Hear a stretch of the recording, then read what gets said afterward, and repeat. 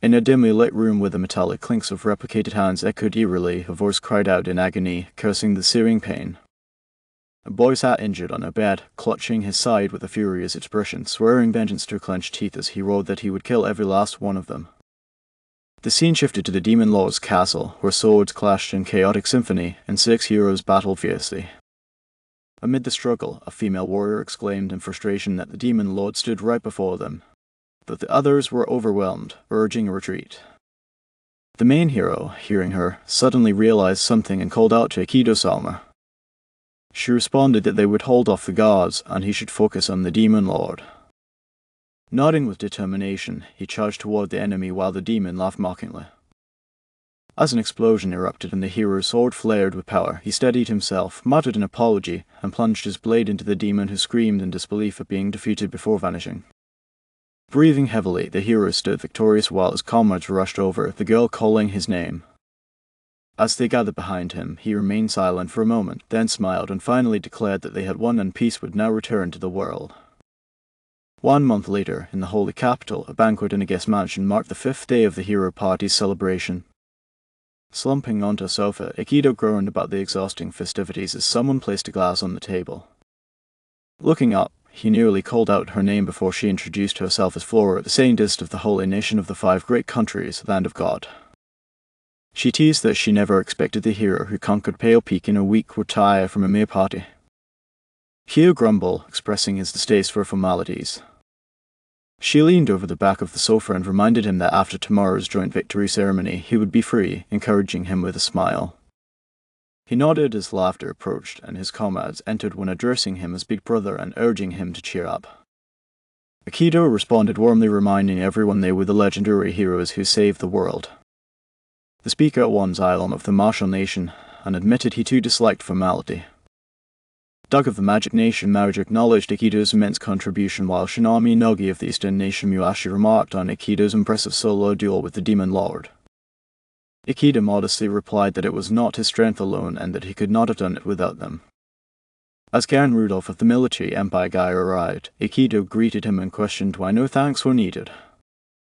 Garen replied that they had merely followed orders, prompting Akito to express sincere gratitude for having met them. Rising to his feet, he thanked them all and they smiled in return. Later, the mood turned light as Flora helped the laughing and tipsy Akito walk while Juan joked about his poor liquor tolerance. Shinami chided him for drinking while enjoying the local brew. Akito, still unsteady, told Flora to get a grip and not worried about tomorrow. She replied confidently that she would wake up on time, and Akito suddenly asked what everyone was doing after the ceremony. The room fell silent. Garen responded that he would return home to help his empire recover. Shinamani planned to retire and focus on research. Doug intended to spread his martial art across the continent. One would return to the churches with Flora. When they asked Akito about his plans, he hesitated, thinking that unlike them, he was reincarnated, his parents gone, and he had nowhere to belong. He finally answered that he would wander. On the ceremony date inside the Grand Cathedral's waiting room, he questioned Flora about the elaborate attire. Flora reminded him that this was an important event symbolizing the unity of the 5 great countries and the peace he had brought. Reluctantly, Akito allowed her to prepare him. When he asked about the value of the armor, she revealed it was crafted from national treasures worth an entire country's budget, warning him not to damage anything. Inside the cathedral, people chanted and cheered for the holy envoy and messenger of God. Akito, confused, asked Flora who that was, and she revealed that it was him, shocking him further. She assured him it was only for formalities and asked him to bear it for the day. As they walked, Akito murmured that he would say goodbye once this ended. Calling Flora's name, he hesitated and then referenced their previous conversation about his future. He revealed he had thought about it all night and decided he wanted to travel the world, helping those still in need, and hoped to do so with her. Embarrassed, he asked if it was strange, but she smiled and called it a wonderful dream. Inside the cathedral, surrounded by clerics from across the world, Akito marveled at the ceremony scale as Flora guided him to the altar and instructed him to remain still. Observing the intricate setup, he grew wary when Flora commanded the ritual to begin. The clerics crossed their fingers, and as a symbol on the floor glowed, chains suddenly erupted and bound Akito to the ground. He cried out in shock, realizing he could not move and deducing it was a trap involving massive mana and magical tools. Desperate, he called out to Flora, asking if she was safe and to warn the others. But as he looked up, she turned to him with a smirk, stunning him. She walked closer and remarked on his strength, calling him truly terrifying, even while restrained. In pain, Akito asked if it was a joke, only to see Doug arrive. Calling out to him in disbelief, Akito demanded answers. Doug dismissed his concern, stating this was fate. Flora confirmed that everything was over, and Doug explained that Akito had become too powerful and now threatened the balance of the world. One by one, his former comrades appeared behind pillars, each justifying their betrayal. Schumann warned that favoring any nation would destabilize the balance. Garin announced the 5 nations had made a pact, and one declared that Akito had to be eliminated. Staggered, Akito asked how they could betray him after everything. Garin spoke of duty, Schumann of power being inherently evil, and Flora confirmed their betrayal with cold amusement. Akito shouted in rage, breaking chains with sheer power as blood dripped from the clerics' faces from the force. Doug cried out in disbelief as Akito began overpowering the group magic. Cleric screamed as Akito's wrath intensified, but Wen struck him from behind, slamming him into a pillar with explosive force. Doug scolded Wen for acting prematurely, though noted Akito was still alive. Groaning, Akito opened his eyes and questioned why, only to be restrained again. Doug brought forth a box and announced they would now transfer Akito's 5 cheat skills into a ring. Flora questioned the feasibility, but Doug assured her, revealing they had gathered national treasures from all 5 countries and infused them with his ritual.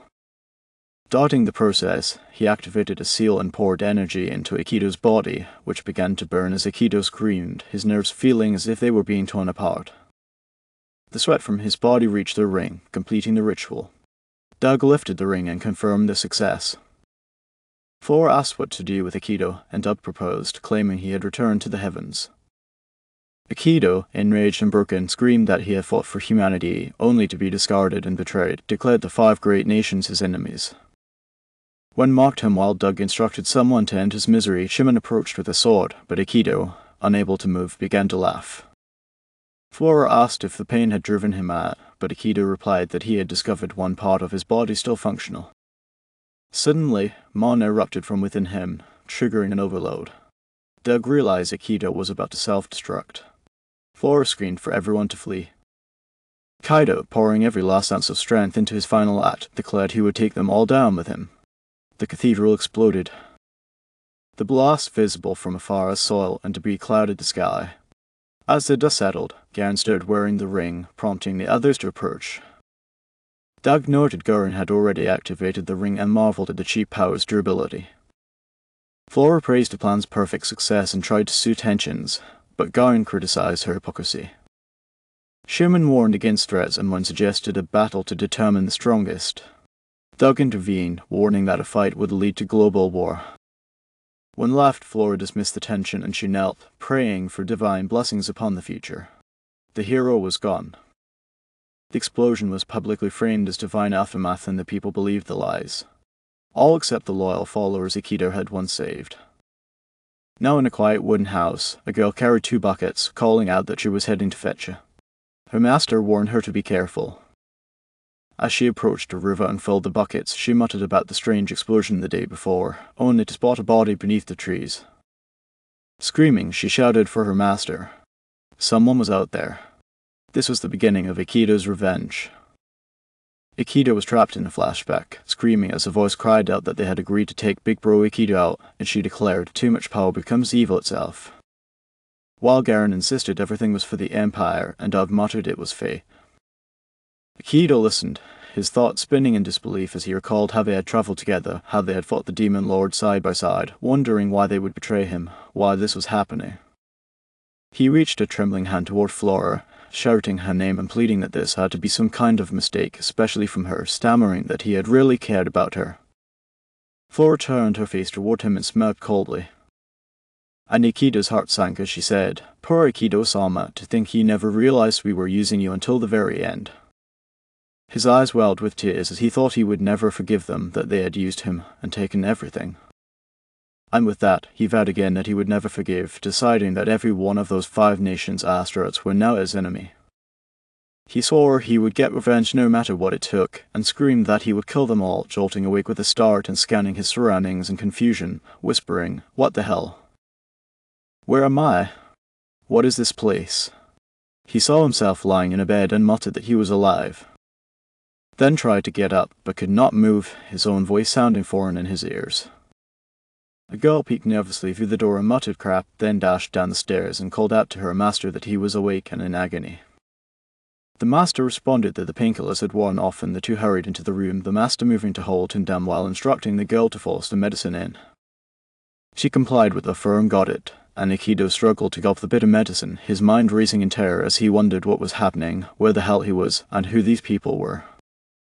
After they finished, he coughed violently and gasped tack while the master observed that he seemed to be calming down a bit.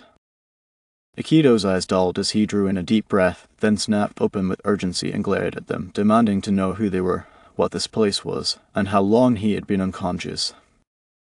The girl recoiled, shouting in frustration, "What kind of attitude is that?" Insisting that if they had not saved him, he would be dead, and he should at least introduce himself first. The master pulled her back calmly and explained that judging by Akito's expensive clothes and accessories, he was clearly someone of status, and given the situation, if he did not want to talk, they would not press him, adding that he had been washed up near the river, soaked in blood, and they had just happened to find him. This, he said, was his workshop. Akito stared at them, realizing they had saved him and not taken anything, concluding they did not seem like criminals. The master continued introducing himself as Cress and the girl as his apprentice, noting that she had been the one who actually rescued him, so Akito should thank her and not him. He added that he would rather not deal with any trouble and would prefer if Akito left as soon as possible. Kaido averted his eyes and muttered thanks. And Cress gave him a passing glance before saying, fine. He would write a letter if Akito gave him a contact who could come pick him up. When Akito remained silent, Cress asked what was wrong and whether he had anyone. Akito hesitated before asking if he could stay a bit longer, promising to repay them, and saying he would leave on his own once he could move again. The girl looked at him in confusion, and Cress repeated stay here with a raised brow, questioning for how long and stating firmly that he was not a nursemaid. Akito frowned and asked what he was talking about, clarifying that he was not asking for 5-star treatment. Cress went quiet for a moment, then replied that Akito really had not noticed. The girl turned to Cress, calling his name and suggesting it was better he hear it now, that sooner or later he would have to know, though she hesitated and asked if they should wait until he was more stable. Akito shouted at them, demanding to know what they were whispering about. And Cress stepped forward, gripping the blanket, saying it was fine and that even if Akito panicked, he could handle it. He moved to pull the blanket back as Akito shouted again, insisting he be told what the hell they were talking about. When Cress finally pulled the blanket away, Akito stared in stunned silence, his breath caught as he realized his arms and legs were gone. His voice broke in confusion as he uttered, "Ha," and his thoughts spiraled in horror. No, it's gone. My arms and legs, they're gone." He turned to Cress in disbelief, and Cress responded with grim finality that the damage had been too severe, and if they had not amputated them, Akito would be dead. Kaido saw himself and let out a desperate scream, shouting, "Why? Why did this happen to me?" While the master ordered hold him down, struggling to restrain him as Akito cried out for someone to tell him this wasn't real. His mind raced in panic, questioning why it had turned like this, wondering if he had blown the others away with the explosion, and if so, why the rest of his body remained intact. Then a dreadful thought hit him, and he muttered, "No, don't tell me. Was it them?" As he glanced at his missing arm and was suddenly overwhelmed with nausea, vomiting violently as the master and the girl looked on in silent concern. Akito gasped out, "Why? Why am I the only one who has to suffer like this?" His voice cracking as he looked down, tears streaming, and whispered, "How the hell am I supposed to get revenge in this state?" then broke down, begging them to just kill him already. The master grabbed him by the bandages and shouted, "You damn idiot. After all the trouble we went through saving your life, don't throw it away." And Akito yelled back, "Shut up. What the hell do you know about my pain? Lose your arms and legs first, then preach to me. Don't look down on me from your high horse." Suddenly, the girl slapped him hard and signed to her master to calm down before grabbing Akito's face and turning it toward her, meeting his gaze with fierce resolve as she urged him to hold on, saying he was still alive and pleaded with him not to give up on living. Ado trembled, his voice low and bitter as he admitted, "Yeah, and alive." "Sure, but in this body, what kind of life am I supposed to have now?" The master crossed his arms thoughtfully and said, "This place is a workshop, right? Maybe it's not a coincidence I ended up here. Maybe it's fate." Akito blinked in confusion and noticed the master's mechanical leg, staring in disbelief as Cress revealed this was the workshop of a Magitech limb engineer and introduced himself again as Cress. Kyo's eyes widened in awe at the realization, murmuring Magitech prosthetics, remembering how even before the Demon Lord's rise, the world had endured countless brutal wars. As weapons and magic evolved, the number of wounded soldiers surged, and desperate for manpower, the ruling powers had demanded that engineers like Crest develop ways to send broken soldiers back into battle. The engineers answered the call by creating steel prosthetics powered by the user's own mana, allowing those soldiers to move again. He realized that this was how Magitech prosthetics had been born, to literally reuse broken soldiers. The girl added with pride that her master was one of the leading experts in the field, prompting the master to scoff and tease her for talking big for an apprentice. Akito muttered that he had heard rumors prosthetics existed in this world, but never imagined they could function like real limbs. A fire lit in his eyes as he thought if he could use one, maybe he could stand again. He asked with urgency if he could move again with those limbs, and Crest noticed the determination burning in his expression. Akito then apologized for earlier and asked a single question. If he had limbs like Crest on all 4 points, would he be able to move freely? The girl immediately shouted, "No way," calling it insane, warning that Magitech limbs ran on mana and required precise control to operate, that even moving just one was difficult, and for it once was physically impossible. She added that the process demanded an enormous mana reserve, with some users ending up bedridden for life because the limbs drained their energy just by being worn. Cress also warned of the cost, stating that 4 limbs would be a fortune and they couldn't cover it. Akito replied that he understood, then glanced at his accessories and told them to sell everything, saying they were worth a fortune and on par with national treasures. The girl asked in shock if he was serious, if he truly meant it. And Akito shouted his plea with all the emotion he could muster, insisting he still had something he needed to do. He lowered his gaze, and both Cress and the girl looked at him, stunned by his resolve. The master sighed deeply and muttered, "Fine, I get it." But the girl snapped in disbelief, shouting, "Are you out of your mind?" Cress sat down and calmly said, "Iris, we saved him. That makes us part of this." She argued, but he explained that if Akito was still willing to take the risk, it had to mean something. Iris looked conflicted, acknowledging that even though he might lose everything again, he was still willing to fight. Kyo declared that he had made up his mind, and she clenched her fists, growling, "Fine, fine, whatever." Then shouted that she would help with the surgery too, claiming that since she was the one who found him, she would take responsibility. Akito smiled and agreed, saying that sounded fair. The master opened the door and paused, declaring that it was settled and left the preparations to them, but warned that it would not be easy. Akito met his gaze firmly and said he was ready. Iris called out to stop him, asking for his name, exasperated that they were helping him and still didn't even know who he was. Akito gave a sheepish smile and apologized, saying his name was Akito. She smiled faintly in return, thinking finally a smile, and Cress assured him they would do everything they could and asked him to trust them too. Akito nodded and thanked them, and so the surgery to install Magitech limbs began. By installing special plugs, a monosocket could be formed, allowing limbs to be detached or replaced easily, making repairs simple if a part broke. First, metal fittings had to be embedded into the damaged areas to attach the Magitech limbs. No anesthesia could be used, but he endured. Eventually, fittings were implanted in all 4 limbs to reduce the risk of rejection, and they began with 1 limb at a time. The initial phase of the surgery was a success. Cress examined the new arm carefully and instructed Akito to try moving a training prosthetic. Akito, seated on a couch, nodded and listened as Cress explained to start with the right arm and, once accustomed, move to the right leg, then the left leg, and finally the left arm, after which they would begin full body coordination training. It turned out converting his entire body to Magitech limbs was harder than he thought. Kado asked how to move the limb, and Crest explained that if he wanted to move a finger, he needed to focus his mana into the corresponding pseudo-nerve. As the prosthetics relied on pseudo-nerves, Akito closed his eyes and thought Crest was right.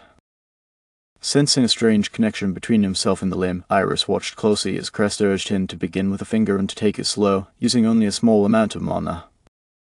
Kier focused, visualizing the movement, and suddenly his entire arm launched backwards, smashing into the wall and leaving a gaping hole. He shouted in shock, confused that he had only tried to move a finger, but the whole arm had responded. Iris yelled out in alarm as the arm crashed to the floor, and Akito shouted again, panicking as Crest warned him to watch out, yelling that too much mana could kill them all. Kaido stammered that he didn't mean to, that it just moved on its own, unable to understand what was happening. Crest muttered in disbelief that such power came from just a training arm. Iris rushed over and told Akito to shut it down already. While the master stared at him, murmuring to himself that this guy, Crest's eyes narrowed in awe and suspicion as he quietly wondered just who the hell this guy really was. His hand had broken off from the prosthetic, and as Akito sat on the couch, he muttered an apology. The girl stood beside him, arms crossed, scolding him sharply, asking if he even understood the meaning of restraint. He replied with genuine remorse, repeating his apology.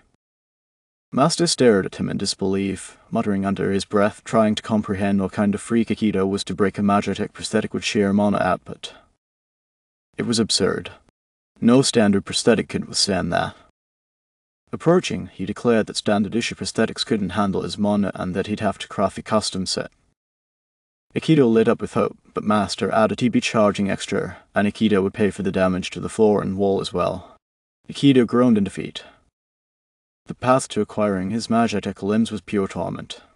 Now bedridden, the girl fed him spoonfuls of food, but he, lost in thought, didn't respond. When he finally grabbed the tray and tried to sit up in bed, he insisted she didn't need to feed him. Just leave the food and he'd eat it himself. She snapped, asking what kind of person treated someone like a dog. The worst part for Akito was the helplessness. He couldn't do anything on his own, not bathe, go up to the bathroom, eat, move, or even scratch an itch. It was a waking nightmare. But the cruelest suffering came from inside his mind, striking hardest at night or when rain fell. Screaming into the silence, he writhed from phantom pain, shouting that it burned. Pain surged in limbs no longer there like lightning through burned like glass underfoot. His brain misfired, pain followed, and no medicine worked. There was no cure. Biting into his blanket, he screamed, driven by the agony. Yet through clenched teeth, he vowed that this pain would be his fuel. They screamed at him never to forgive them. He would kill them all, even if it was the last thing he did. Iris listened quietly from outside his room, guilt washing over her for pushing the surgery so quickly. Training continued. He practiced, with fake hands trying to write, and a year passed. Eventually, he received his prosthetic legs, standing with the help of a stick. He stared at the floor as Iris observed from behind. Suddenly, he jumped but collapsed, prompting her to rush over, scolding him for walking alone. Balancing on prosthetic legs required tremendous control. He apologized, explaining he just wanted to adjust to his new body quickly. Supporting him gently, she asked why he was in such a rush. He nodded silently. Master, meanwhile, was shoveling snow outside and later munched on something, surprised to learn Iris was 17. As they sat together outside a table sharing snacks, Akito remarked on her age, shocked. She asked if he was saying she looked old, and he frantically denied it. She told him she was an orphan taken in by Master, and that living with someone else was new for her. He apologized for being a burden, but she brushed it off, comparing him to a stray mutt they picked up. Confused, he asked what that meant, and she admitted that strangely enough, she'd been enjoying herself lately. She paused, then quietly added, maybe it was because of him. Panicking, he asked if he crushed the mood again. She laughed, thanking him for the cliché line. The seasons passed. Master continued working on Akito's limbs. 4 years later, in a field, Iris called out asking if he was ready. He responded from afar that he was good to go anytime. She carried a basket of eggs, warning him dinner depended on his catch. He assured her, and she tossed the eggs into the air. With astonishing precision, Akito caught all of them, even catching one with his foot as it nearly fell. Impressed, she praised his skills. Master appeared from behind, observing with a prototype prosthetic. Kaido looked at his hand, murmuring that he'd finally got the hang of it. Controlling it now felt like a video game. His Magitech body like a customized controller. It took his brain time to adapt, but now he was more precise than ever. Iris examined the basket, amazed that not a single leg had broken. Akito turned to Master and asked how he looked. Wasn't he ready for the real limbs now? Master agreed, saying it was time. They entered the workshop where a box held a completed leg. Master revealed his custom unit Magitech prosthetics. Akito shouted in disbelief, upset they were done this whole time, and no one told him. Master admitted he had to test Akito's resolve. Confused, Akito asked what he meant, but Master said nothing and instead told Iris to fit the limbs. Once fitted, Akito marveled at how incredible they felt, exclaiming that it was insane how natural they were. He threw a punch that shattered a wooden beam and admired the strength and responsiveness. Master Prav reminded him who built them. Then he passed the torch to Iris, assigning her the fine-tuning. She panicked at the responsibility, stammering that it wasn't what it looked like. Master teased that no one understood Akito better than her, so she was the perfect choice. She shouted back indignantly, and Akito, watching from the back, clenched his hand and thought that after 4 long years, he finally hit his fangs. Let them enjoy peace while they could, because soon they would regret everything. A few months later, Akito and Iris walked through the town, arms full of supplies. Akito noted it had been a while since they strolled like this. She reminded him he'd been too busy training and tuning his limbs. Meanwhile, back home, Master lay sick in bed coughing. Seeing him, Akito noted how rare it was for Cress to fall ill. Cress asked him to handle a delivery, and Iris confidently replied that they weren't kids anymore. In the present, they wandered the market and noticed a food stall. Iris pointed out the delicious smell and suggested they check it out. Akito dismissed it as a kid's errand, but then she called his attention to a statue. Confused, he looked at it carefully and realized it was indeed him. The armor and gear matched exactly. He questioned why there was a statue of him. A man behind them asked if they'd never heard of the heroism church. Akito, stunned, repeated the name. The man explained it was a group founded by the Saved by the Hero, honoring him like a god. Akito stood in stunned silence. The man went on to say the heroism church had branches in all 5 nations. Akito grabbed Iris's arm and told her they should leave, recognizing a sales pitch. But she found it all rather sad. The man added that everyone once stood united under Akito to defeat the Demon Lord. But now the nations were at war again. They wondered why Akito had abandoned them and ascended to the heavens. Even with the Demon Lord gone, monster attacks persisted while the nations did nothing, letting the borderlands fall into chaos. As they walked, Akito silently questioned whether he'd just been hiding in peace for 4 years like a coward. He asked aloud if they really did all that when something rustled in the bushes. He spotted movement and muttered that it looked like monsters. They shouldn't be this close to town. Iris hid behind him, saying she had a bad feeling. He agreed and told her to hold on as he lifted her onto his back, sprinting towards home, but the monsters reached their house first. Iris gasped that the workshop was under attack. Akito cursed under his breath, knowing Crest was inside. As rage surged, he launched himself into the air, shouting at Iris to get out of the way. He clashed with the monsters, unleashing his fury, cutting them down with newfound precision. They rushed into the room, calling out for Crest. But when they saw what had happened, Akito's eyes darkened. He should have realized it sooner. These were always the kind of people who took everything from him. Iris sat in the bath, pulling the chain as a bucket of water splashed over her head. As she slowly sank into the tub, her voice trembled, pleading for her master not to leave her behind. Meanwhile, Akito stood solemnly in front of Cress's grave, eyes closed, remembering the old man's final moments. Back when Akito was about to leave the room, he had asked if they shouldn't at least call a doctor, questioning if Cress really wanted to stay like this. Cress had simply answered that he knew when he was dying that these wounds couldn't be saved.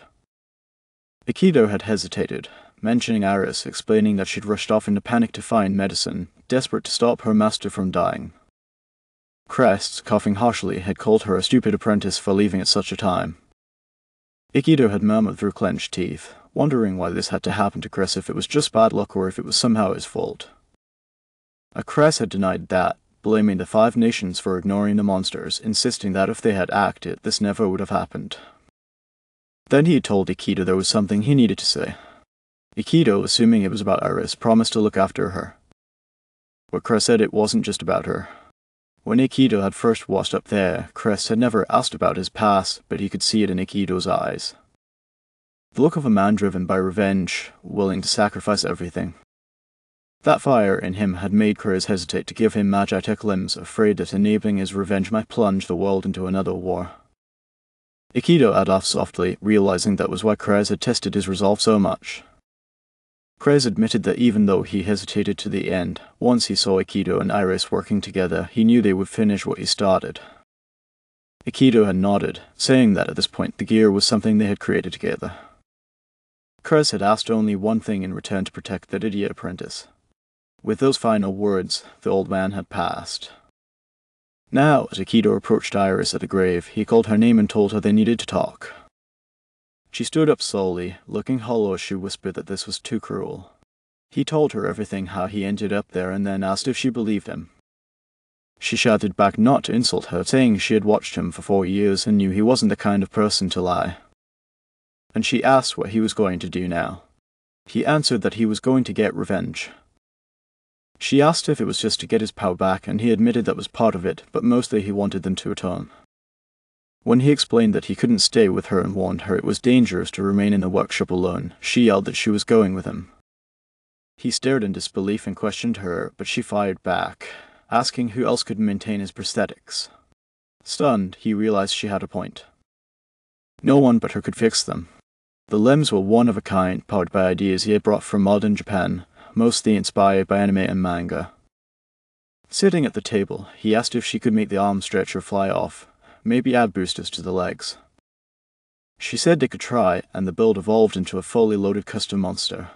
He suggested he could just return to the workshop whenever something broke. But she snapped that revenge wasn't going to be that easy, and there was no other choice but for her to come along. Grumbling, he put a hand to his head, muttering an apology to Chris, knowing he couldn't face him like this. Finally, he gave in, admitting she was impossible to argue with. She cheered and said she'd start packing right away. Back at the house, while she busied herself, Akito reminded her not to run off on her own and to listen to him. If she died, it would all be for nothing. She shouted back that it was her line, saying he owed her and that she wouldn't let him die after all the work she put into those limbs. He looked at her with a strange expression, realizing she had lost her only family, too. She was grieving, but hiding it, trying to stay strong for him. He told her not to worry, that he paid back every cent he owed and wouldn't die until he did, and also he wouldn't leave her alone. She froze in surprise, then laughed when he glanced at her with one eye. She turned to him and said he better keep that promise. Kato smiled, remembering Cress's last request to protect her. Moving to the sofa, he promised again that he'd protect Iris no matter what. They packed their things, and when everything was ready, he looked around and said it was time. He pulled a curtain from the window to cloak himself, saying that from here on he would need to conceal who he was. She asked where they were headed first, and he replied that their first stop was the closest capital, Rak, where one of the 5 heroes, Zia Long, resided. She nodded and said they should get moving. As they left the house behind, he thought to himself that somewhere out there, someone needed his strength. And if he could help even one of them, then maybe, just maybe, if it was with Iris by his side, he could find purpose again. In the martial capital of Roku at the city gates, desperate voices cried out as peasants begged the soldiers to open the gates. They pleaded for an audience with the king, swearing they would starve if left outside for the winter. The soldiers atop the wall shouted back, mocking them for making noise at such an hour. Panic spread through the crowd, but then someone approached from behind, scolding the soldiers for being too loud. Startled, they turned and saw who it was. Master Xiong had arrived. When told the peasants were demanding an audience, Xiong scoffed. Silence fell for a moment, then suddenly a spark ignited. A dragon descended, slaughtering the helpless people. Cries of horror echoed as someone screamed, asking what he was doing. Xiong casually muttered that finally there was peace and quiet. He looked up at the soldiers and ordered them to report this as stopping a rebellion before it started. The guards trembled before bowing, affirming that they understood perfectly. Xiong, one of the 5 heroes, walked away, murmuring not to mess with his beauty. Huan Zolong, hero of the martial nation after defeating the Demon King, became the martial instructor for the King's Royal Guard in the capital Raku. As promised, he founded his own fighting style, and now his dojis are spread throughout the entire nation. 3 days after leaving Cress's workshop, Akito and Iris arrived at the town closest to their destination. This was the checkpoint leading to the capital Roku called Kora, but for a certain reason, they were stuck here. While eating their dinner, Iris glanced over and asked why they were blocked from entering. A travel permit? Of course they didn't have one. Akito muttered that it made sense considering the wartime restrictions. Iris stayed silent while Akito thought bitterly about his carelessness. They had confirmed Zolong was in Roku, but without ID or papers, they were stranded. He had assumed that once they got close, they could work something out. Now they couldn't even step inside the city. He cursed under his breath, trying to figure out how to get past the checkpoint. Ira suddenly asked how he planned to get his powers back. He explained that his cheat ability had been sealed into rings by dues, each ring holding a different part of his power. He remembered the ritual clearly, the searing pain etched in his mind. Iris wondered if each one of them wore a ring and if destroying them might return his powers. Hio said it was hard to say, but either way, they needed to retrieve those rings first. Nearby, a group of rowdy men burst into laughter, annoying the waitress who politely asked them to quiet down. One of them mocked her with a sarcastic laugh. Akito paused mid-sentence, his irritation growing. Iris scoffed, saying that kind of behavior killed her appetite. Another table whispered about hunters, warning not to make eye contact with those freeloaders. Akito glanced at them, murmuring that those were hunters. He recalled how the hunter profession had risen to prominence after the Demon King was defeated. They were now essential, paid to take down monsters and escort civilians through dangerous zones. As a privilege, they were exempt from border and checkpoint inspections. Akito suddenly stood, wiped his mouth, picked up his glass, and approached the hunter's table. Iris shouted in alarm, demanding to know what he was doing. One of the hunters looked up, puzzled, and asked what his deal was. Hio replied coolly that they looked like they were having fun and asked if he could join. Shock spread across the tavern. The hunters laughed, amused by his boldness, and invited him in. Iris screamed in disbelief, but Akito remained calm, saying he just wanted to ask something. He inquired how to become a hunter. The hunter laughed, told him he wouldn't survive, and dismissed him as a scrawny brat. As they started to leave, Akito declared that if that's how they were judging people, then he was qualifier. They stopped. Akito added that he was stronger than them, so if he was a wimp, they were too. One of the hunters snapped, trying to punch him, but Akito dodged easily, drawing the tavern's attention. The crowd shouted for a fight. The hunter called Akito fast and cursed him. His friends grew frustrated that they couldn't land a single hit. Iris watched in awe, unable to believe his fluid, almost inhuman movements. She thought about the name for Akito's custom magic prosthetic. It wasn't just a prosthetic anymore. She would call it a special feature beyond anything else, a Magitech frame core. Akito effortlessly avoided every strike, causing one hunter to accidentally hit another. Realizing his mistake, he cursed. Another hunter drew his sword, shouting that he would kill Akito. Iris gasped in shock. Just before the blade could be drawn, a commanding voice from behind stopped them. "Garkins, enough. Put your sword away." The hunter turned in surprise, recognizing the man. "Mr. Gald," he apologized to the shopkeeper for the mess and offered to cover the damages. The hunters backed down immediately, mumbling that he stopped them with a single word. Clearly, he was strong. Gald approached Akito and offered a sincere apology, to which Akito responded that he wasn't hurt. Iris, still annoyed, pointed out that Akito had picked a fight. Gald smirked and said that as an apology, since Akito wanted to be a hunter, he might be able to help. Akito smiled, ready to follow. Upstairs, they sat at a table with Iris seated and Akito standing before Gald. Gald asked if it was true they wanted to go to Raku, but had no permit. Akito confirmed it, explaining his idea to use a hunter license. Iris, chewing her food, murmured that this was Akito's plan all along. Akito asked if it was really that easy. No tests or anything. Gald admitted that the organization was new and terribly understaffed. The kinds of people they were hiring said a lot, but Akito was clearly skilled. His calmness in the face of aggression had proven that. Gald handed him an envelope explaining that his recommendation would be enough. Just bring the note to the guild and take a job. Akito gratefully accepted and asked how Gald could tell he was skilled. Gald replied that only someone strong could stay calm in that situation. He had let the fight go on as a test and Akito had surprised him. On their way out, Gal asked if that Wazong style Akito used was skilled or had he trained. Akito remained silent, remembering that he had trained under Zeolong himself. The next day at the Marshall Nation Hunter Guild branch, a cheerful man greeted them. Rules, a traveling merchant, thanked them for accepting his escort request. Due to circumstances, he could only pay half the usual reward and he hadn't expected anyone to accept it. Iris pulled Akito aside, furious that it was so cheap and accusing him of dodging his debt. Hio calmly replied that it was the only mission available for rookies heading to Raku. Rules overheard and began to despair, saying he'd have to go alone and accept death if they cancelled. Iris, seeing his fate sealed, immediately changed her tune and declared they'd protect him with their lives. Akito sighed, thinking this wouldn't be easy. Suddenly, a voice called out. The hunters from yesterday had returned.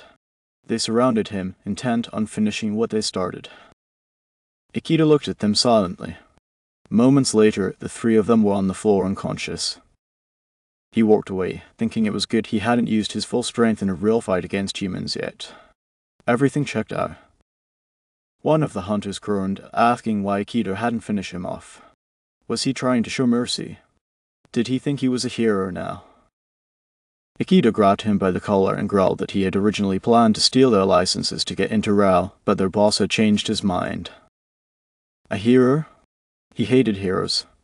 If the man wanted to live, he should never say that word again. Iris, carrying a box, called out to Akito, saying they had finished loading everything. Akito joined her, apologizing and saying he had forgot something at the inn. She scoffed, reminding him they had bad guys to punish.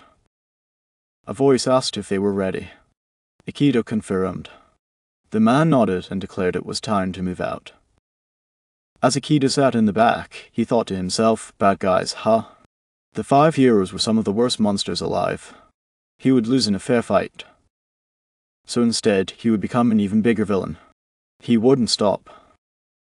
Not until he wiped those smug looks off their faces, even if it meant falling from hero to villain. They were traveling in a horse cart, as Iris said it was so peaceful out there. The driver remarked that traveling through different towns like this actually sounded pretty fun, and that maybe being a merchant wasn't so bad. Akito responded. That was one of the perks for sure, but lately monsters had been on the rise, so it had been tough to relax, and he really appreciated their help this time, counting on the 2 of them. The driver addressed them respectfully, calling out Miss Iris and Mr. Kuju, which made Iris snap back in surprise and asked why he had registered under a name like Kuju, accusing him of choosing something unnecessarily shady. Akito retorted that he wasn't about to register with his real name because that would be reckless and explained that Ku was a surname from his past life. The driver observed that it was a rare name and asked if he was from the Far East, maybe the Masashi. Kaido hesitated and muttered something like that, thinking to himself that it probably just made him stand out even more. The driver shifted topics and asked if it was really true that monsters were on the rise. Akito confirmed it was, unfortunately, and added that luckily only C-rank monsters showed up along this road. The driver acknowledged that even a Kank was a deadly threat to a merchant like him. Akito raised an eyebrow and commented that the driver knew quite a bit. The driver explained it was because he had been reading a monster encyclopedia. Akito asked in disbelief if they actually published something like that now, murmuring that 4 years ago when he was Akito, that kind of thing didn't exist. The driver held up a book and explained that the Hunter Guild sold it, and that having monster knowledge could make all the difference. Akito asked if he could take a look and the driver permitted him. As Akito flipped through the book, he murmured that the world had really moved on while he was gone. Iris leaned over to glance at it as well, exclaiming with interest that it even had illustrations and called them cute. Kaido turned the page and read that D-rank monsters appeared in low magic zones and were relatively weak. Kank were tougher but manageable alone. Bank required a party to defeat. But rank monsters or demons required full raids. And S-rank were commanders under the Demon King capable of bringing catastrophe to mankind. Akio sat atop the cot still reading intently. Iris observed this and commented that he was reading that pretty intensely. He gave no response. The driver chuckled and suggested maybe it was nostalgic for him. Iris questioned the idea of nostalgia while Akito quietly read, murmuring that the monster really had been an S rank, which explained its strength, and wondered how the guild had even figured that out. From behind, Iris called out to him, reminding him that he was on guard duty and demanding he get over there. He didn't respond, irritating her as she grumbled about this weird cool guy act ever since they left town. Suddenly, the driver shouted out in alarm that something was approaching. It was a horned rabbit, a C-rank monster, and it was charging straight at them. The driver panicked and shouted for someone to do something. Iris screamed that it was his job. The rabbit leapt towards Akito, who still sat calmly, but in an instant, he drew his dagger and cut them down without even giving them a chance to attack. Iris saw this and praised his move, saying she got them on a core and thanked the bunnies. Driver, stunned, said Akito had taken out two sir in an instant without even looking. Iris told Akito to keep it up, collect more cores, and pay off his debt. Akito read aloud that the mono was the nucleus of a monster's body, and removing it caused the body to collapse.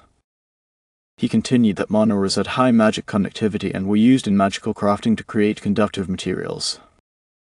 Magims used silver fused with monocores in this circuitry. They also stored mana and powered various Magitech devices. The driver looked around and said that things seemed under control for now and urged them to keep moving. They stopped at certain points to eat and relax while Akito remained absorbed in the book and Iris tended to her tasks. Later, they slept together under the stars. The journey continued until one day as they travelled, Akito stepped in front of the cot and asked what the hell that was. The driver guessed it was a herd of horned rabbits, but Akito told him to look up in the sky behind them. Suddenly, an eagle swooped down in a surprise attack, shocking everyone. The driver shouted in panic as the eagle landed on the back of the cart. The horse panicked and the cart began to move uncontrollably. The driver screamed that it was an errant monster, a griffin, and questioned why something like that would appear in a low magic area. Kato observed calmly that it wasn't targeting them, but rather the rabbit swarm. The driver countered that it was clearly locked onto them now and that there was no way they could handle it without an entire battalion. He declared they were doomed. The griffin extended its sharp talons toward them, but Akito focused, jumped, and kicked its paws, making it land. He then leapt onto the griffin's back, mocking it by asking what was wrong and whether it was the first time someone had gotten the drop on it. The griffin screamed as Akito pulled a rope from his belt and launched it over the beast, tying it tightly before forcing it to the ground and shouting for it to fall. Iris and the driver stared. Mouths agape. Later, they reached their destination. The driver, relieved, thanked them and said that thanks to the two of them, he would make it to the Merchant Guild on time and close his deal. He admitted he still couldn't believe his eyes that Akito had repelled a griffin in one blow. Iris corrected him, saying technically it got away, while Akito remained silent. The driver asked just who they were anyway since they didn't seem like ordinary bodyguards. Iris and Akito looked at each other and then pointed at each other. Iris claimed they were just a dead-ridden rookie hunter and Akito called her a loudmouth apprentice engineer. The driver looked confused as they walked away with their gear. Iris lamented the waste of the griffin's core, saying it had been priceless. Kia replied that they didn't have a choice and that reaching Roku was their top priority and they couldn't afford any more delays. She stopped and asked if that meant his debt repayment was a waste of time now. He brushed it off and urged her to keep going. They looked up as Akito smiled, saying that after all that chaos, they had finally arrived at Roku. Elsewhere, Solon sat atop a mountain of dead monsters while an errant griffin knelt beside him, its body dismantled. A creature that required an entire battalion to hunt had been taken down bare-handed, a feat either divine or inhuman. This, the griffin thought, was the power of the 5 heroes. Solon yawned and called it Snoozefist, then kicked a servant after the cart they were unloading tipped over. Solon shouted that the Flame Nation King had sent him all the way out here for that pathetic task. He ordered Crush to rip the monitor out. Turning to the griffin, Solon told him it was time to blow off some steam and demanded a top-tier girl be brought to his quarters. The griffin asked again, and Solon specified he wanted a married woman. The griffin asked in confusion if he meant a married woman, and Solon confirmed with a grin and added to make sure they brought the husband, too. The griffin stayed silent. Solon asked what he didn't get, then smirked as he remembered what happened with Akito 4 years ago and muttered that stealing what someone else treasures the most was the best feeling. Back in Akito's training days, he had fallen during a lesson and Iris had caught him, shouting that it was dangerous and reminding him not to rush since he was still learning. Akito apologized, saying she had saved him. She told him to always move slow and steady and to drill it into his head. Some days later, while walking with the help of wheeled supports, Akito approached Iris as she stood in place. Iris noticed and grew flustered as Akito thought his heart couldn't take it. She turned to face him, apologized, and offered to move. Akito told her to wait. She reminded him of her earlier advice, looked at him, and repeated that when he moved, he should move slowly. Their master stepped out and saw them standing there under the daylight, wondering aloud what the heck they were doing, and thinking maybe Iris and Akito were getting closer. They reached the city gates and handed over the envelope. When the guard examined it, Akito remained silent. The guard narrowed his eyes and asked if he was a hunter and what business he had there. Akito calmly stated he was there for work sent by Gald and presented a letter of recommendation. The guards, recognizing the name, gave a brief nod and allowed them through. As they walked on, Iris glanced back and remarked that someone clearly didn't like him. Kyo responded that despite that, Gald was clearly welcomed. Entering the city, they were greeted by a bustling view. Iris marveled at the crowd, saying she had never seen a city this big before. With the Flame Nation housing a population nearing 20 million, the largest among the 5 great nations, and this being its capital, it was no surprise the place was so lively. From a nearby stall, the vendor shouted energetically, urging people to try the local specialty, flame-fried meat buns, tasty and cheap. Iris started to run toward the scent before Akito caught her by the arm, holding her back as the vendor continued calling out, promising fresh and hot servings. Iris pouted and told Akito to let her go, but he reminded her firmly that they weren't there on vacation. First, they needed to go to the guild to collect the reward, then find an inn. She groaned and sat on the ground in protest while Akito tugged her along. Eventually, they arrived at a place that made Akito narrow his eyes. It was Oolong-style dojo. Memories of betrayal and the times Oolong struck him came flooding back, stirring a deep anger. He stood frozen, glaring as a dog inside barked, and an eagle above the ceiling screeched. Iris, sensing something, called his name. He stepped forward, fist clenched until she shouted for him to snap out of it. He looked down and muttered that he knew Oolong was probably not there. Iris glanced at the ground in silence as Akito said his first priority was gathering information. They began asking around. At a wooden shop, a man scoffed when asked about Oolong's whereabouts, replying that a hero like that didn't mingle with commoners. Another person said rumors suggested Oolong sometimes visited martial arts schools across the country or went on monster hunts at the king's request, but he was rarely in Roku. Later, they rested in a small hotel where Akito sat in contemplation, realizing Oolong wasn't based in his city. He admitted that if he'd stormed the dojo earlier, he might have triggered its security and got himself exiled. He thought Iris had inadvertently saved him from that mistake. But revenge wasn't his only goal. He needed Oolong to talk about the ring too. That meant a one-on-one encounter somewhere private with no interference. He considered sneaking into the royal castle where Oolong lived in a private room and striking while he was asleep. But he quickly dismissed the idea as too risky. If he failed once, the security would tight and he'd never get another shot. Instead of going to Oolong, he concluded he needed to lure him out. He believed it wasn't impossible. He understood how Oolong thought. Impulsive, arrogant, addicted to battle. Someone like that couldn't stand knowing a stronger fighter was out there. He would always take the bait. Akito grabbed a quill and began scribbling, imagining Oolong's reaction to mocking posters. He drew a beaten, exaggerated face with captions like weakling, coward, sobbing, and challenged Oolong to face him alone. Smiling with satisfaction, Akito muttered it was perfect. Oolong wouldn't be able to ignore this. Just as he was about to declare his plan, Iris appeared behind him and slammed his head into the table, shouting that he was an idiot and asking who would fall for such a childish challenge. Akito tried to protest, saying Oolong might actually come, but she yelled over him, demanding how he knew Oolong would show up alone. He admitted that was true and asked what they should do instead. Iris remained quiet, then stared at him thoughtfully, thinking that most of the time Akito was calm and rational, but when it came to revenge, his intelligence dropped to goblin level.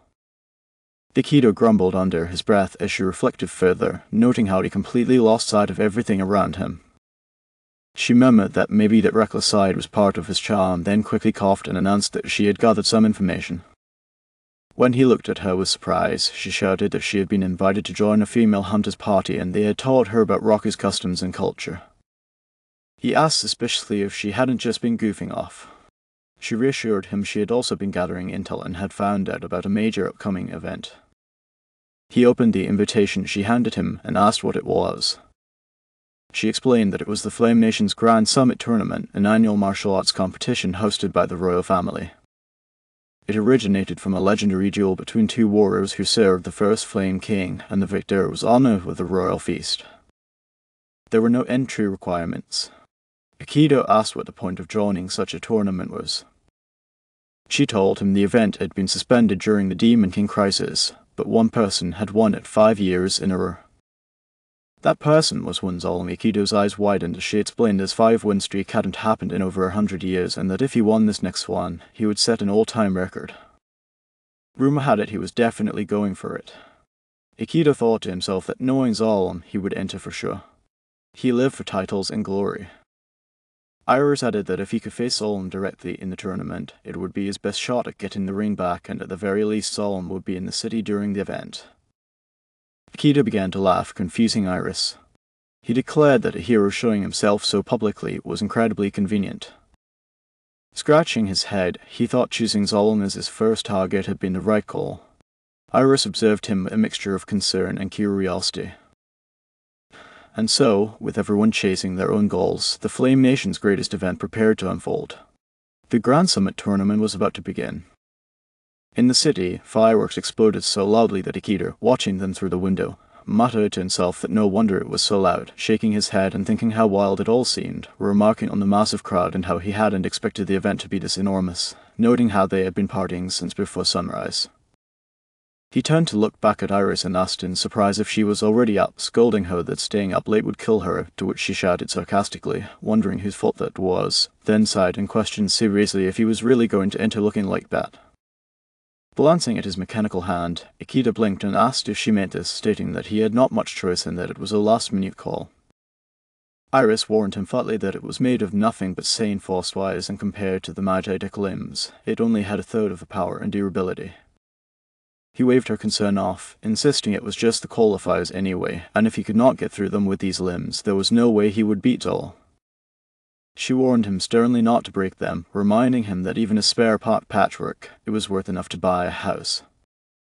He smirked and said it would make for a good handicap. He stayed silent, thinking with exasperation if he was seriously asking her to rebuild the Magitech limbs from scratch. Now, last night when she was holding the parts, she had yelled at him in disbelief, asking if he was out of his mind and how he expected her to build all that before tomorrow's match, especially after looking at how many blueprints there were. When he asked if it was impossible, she had screamed as she wanted to know why he thought it was even possible. He admitted that without his cheat, Zolom probably had the edge in combat power, and the update was coming on July 16, adding that if he went in like this, he would not win, and he needed the power of new Magitech limbs. As they sat talking, he stated that he would handle the qualifiers with his current prosthetic, but for the finals in 3 days, he needed the new model ready. She exclaimed that 3 days was madness and asked if he was kidding, but he leaned in and told her to listen, as she looked confused. He explained that projects did not get finished because of the deadline, but because there was a deadline, the project got done. She shouted that it was such a toxic mindset. He rose and walked toward the window, declaring that in that sense, he was rooting for her and heading out. She turned toward him from her chair and shouted for him to wait, but he simply turned his head and told her he was counting on her, saying that whether he beats you all along or not, it was in her hands now. She blushed, fell silent, turned back to the table, and began working on the hand while humming softly, declaring with determination that she would build the absolute best piece he had ever seen, challenging him to just wait. In the stadium, the event began with drums pounding to grab everyone's attention as a girl host announced that the summit arena of the Flame Kingdom was underway. Energized by the crowd and proclaiming herself fired up too. As commentator, she introduced the day's qualifier as a sudden death free-for-all with over 100 contestants per stage battling for a spot in the main event.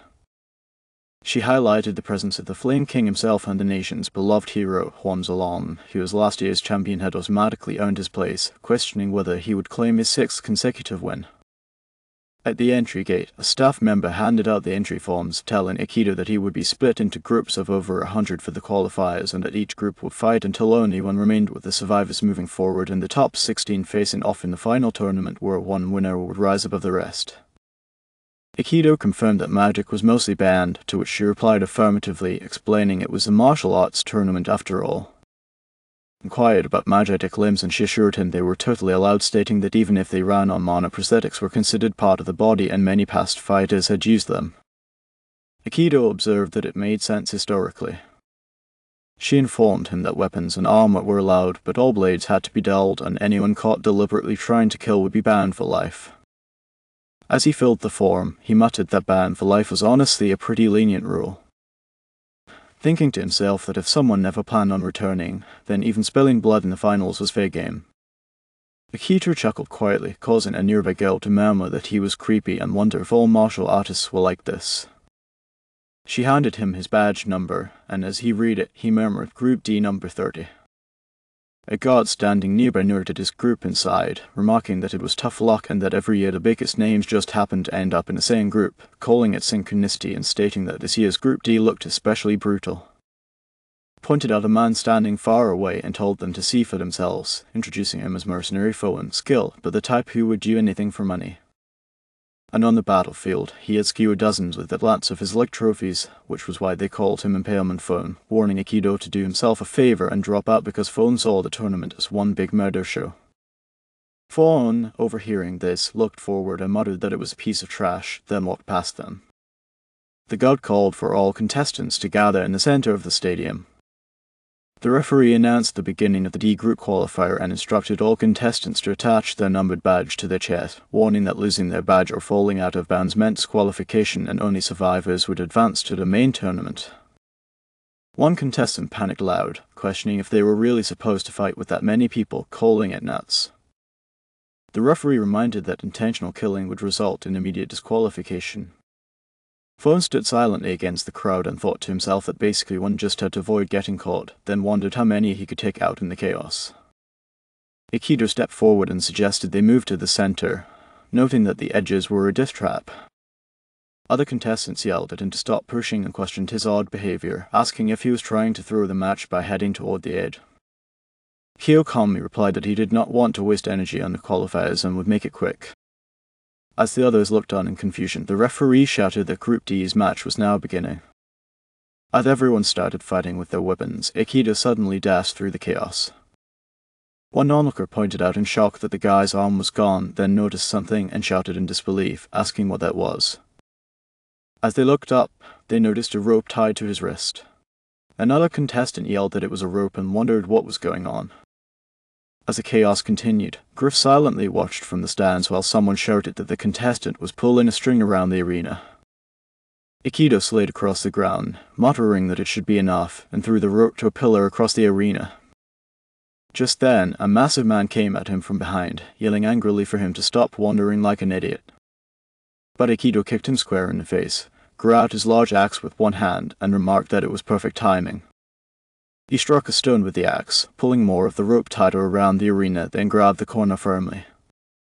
Griff watched as confused spectators realized that the rope was circling the stage like a tripwire. As panic spread, the contestants all got tangled together in a scramble, cursing and shouting in confusion. Realizing too late they were being pulled, Akito released the rope, causing everyone to be flung into the air while the shocked host screamed in disbelief that the entire D group had just been thrown off the stage. Then noticed that one guy was still standing. Akito's mechanical hand returned to him as the host declared that somehow contestant number 30 had advanced to the main event. In the VIP seats, the king laughed and asked who that guy was, prompting Xylon to ask Koki for his name. Koki replied that he seemed to be registered as Kuju. Saw him peering through his hand to get a closer look, muttered that Ku was a weird name but brushed it off, claiming he would forget it soon enough. Phone, also tossed from the arena, muttered in disbelief that Akito was the only one to qualify from his group as Akito stood alone, advancing to the main tournament. On day 2, nearly 0 contestants had been filtered through the qualifiers and only 16 elite fighters remained. The host stood in the center of the arena, shouting that it was day 2 of the Magi tournament and the bracket battles were beginning, declaring that only 2 would earn their place in the finals and revealing the matchups. Among the crowd, Akito's gaze scanned the board until it froze upon a familiar name, his eyes widening in disbelief as he muttered Dialon under his breath. His expression darkened, anger clenching his fist before he murmured to himself to calm down, reminding himself that Zio Long was on the opposite side of the bracket, and if they fought, it would be in the finals tomorrow. He reassured himself that the Magitech wasn't finished yet, and if he wanted to win at full power, it wasn't time yet. Determined, he resolved to hold back for now. The scene shifted to Xialong, who looked down at the bracket before walking over and placing a hand on Kaku's shoulder, calling out to him with a grin and commenting on the lucky draw. Kaku, confused, asked what he meant, and Xialong elaborated that the bracket clearly favoured them since they wouldn't meet until the finals, claiming that Zalong's style could sweep the whole tournament and that it would be great publicity. Kaku responded with realization in a nod. While Zon proposed putting on a real show for the crowd in the finals, Kaku scoffed that he wasn't exactly ready to die just yet. Suddenly, the Flame King called Solon, reminding him that this tournament was a matter of national pride with 5 great nations watching, and even the slightest chance of losing was unacceptable. Solon offered a strange smile, turned to the king's throne, sat on the chair's arm, and told him to relax, claiming he was just joking and would follow the rules, warning the king not to get worked up or he would raise his blood pressure. He arrogantly added that half the nation's power was thanks to him, and if he lost, the other nations would pounce instantly, so the king should just stay seated and warm the throne.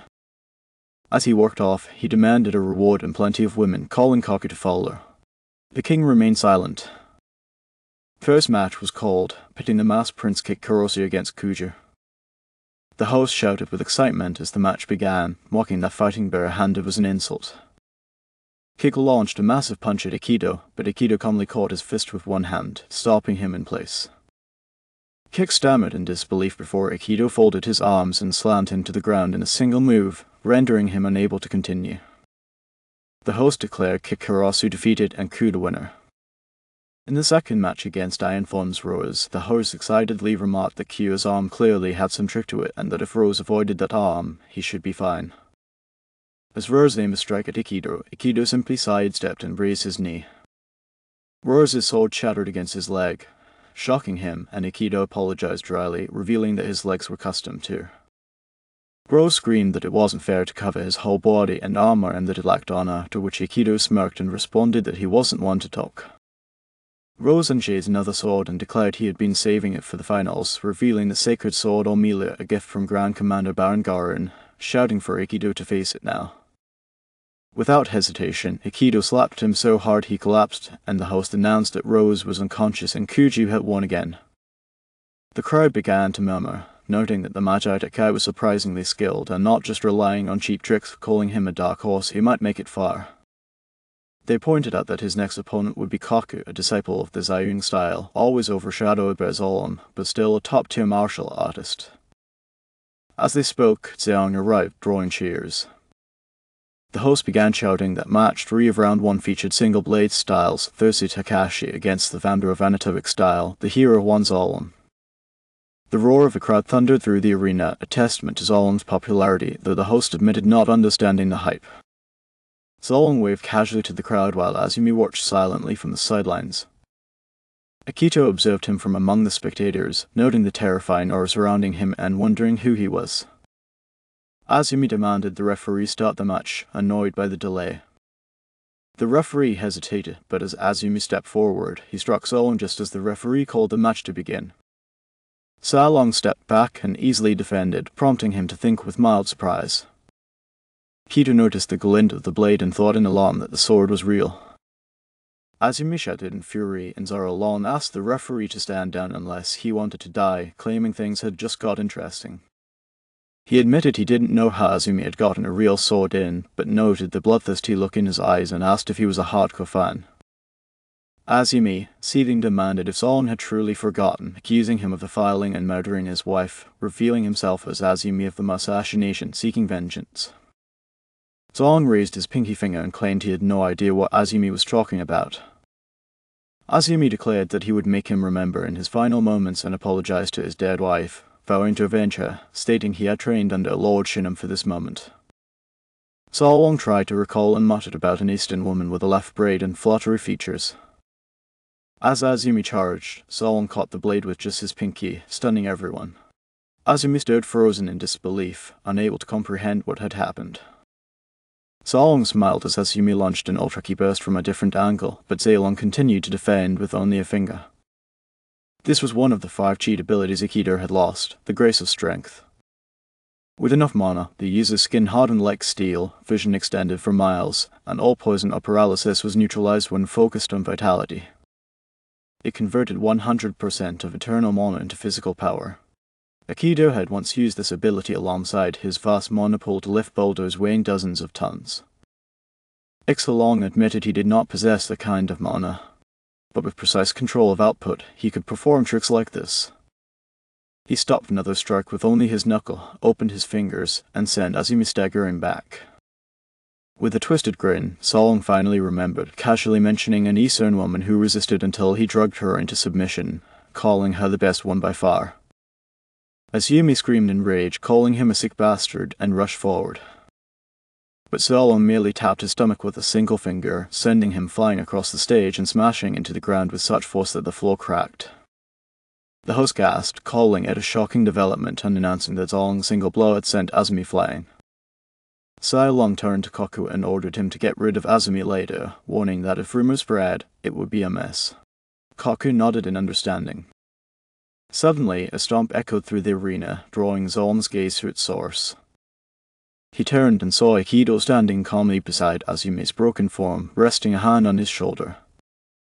Zayo long narrowed his eyes and muttered with annoyance, demanding to know who the hell that was.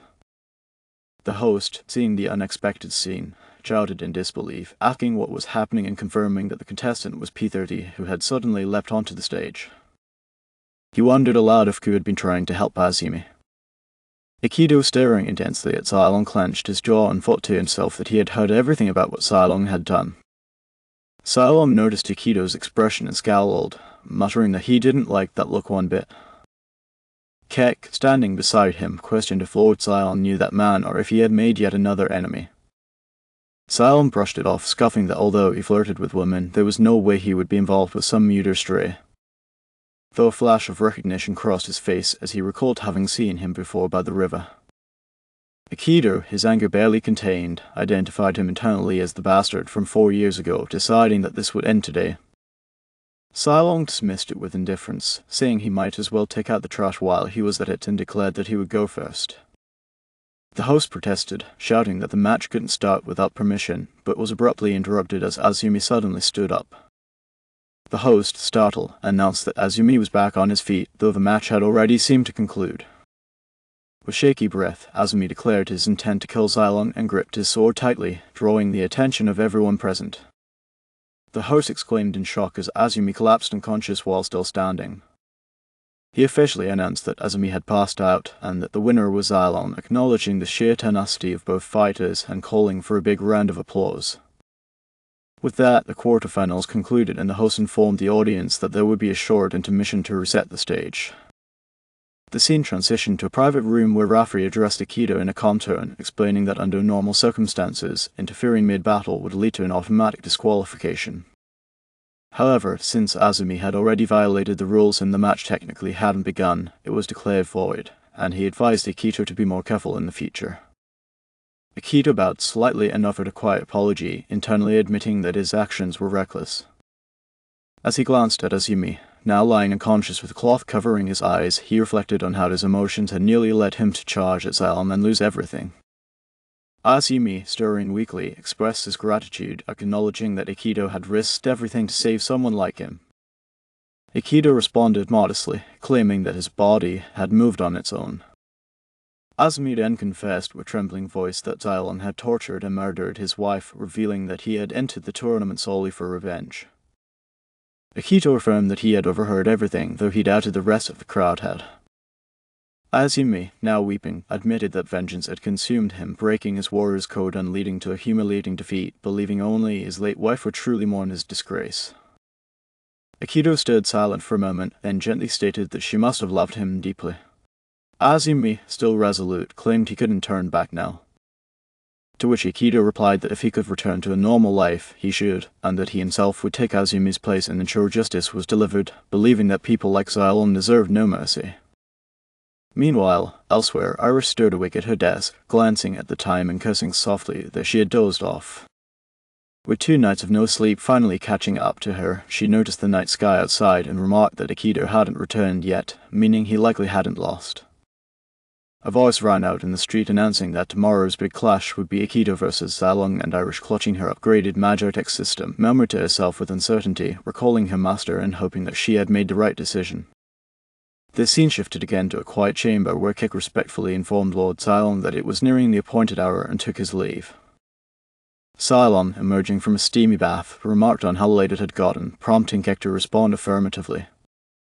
Cylon called out for Kak, asking if he thought the next guy had any chance trying to remember his name. C answered that it was the one with the Magitech limbs, Kuju.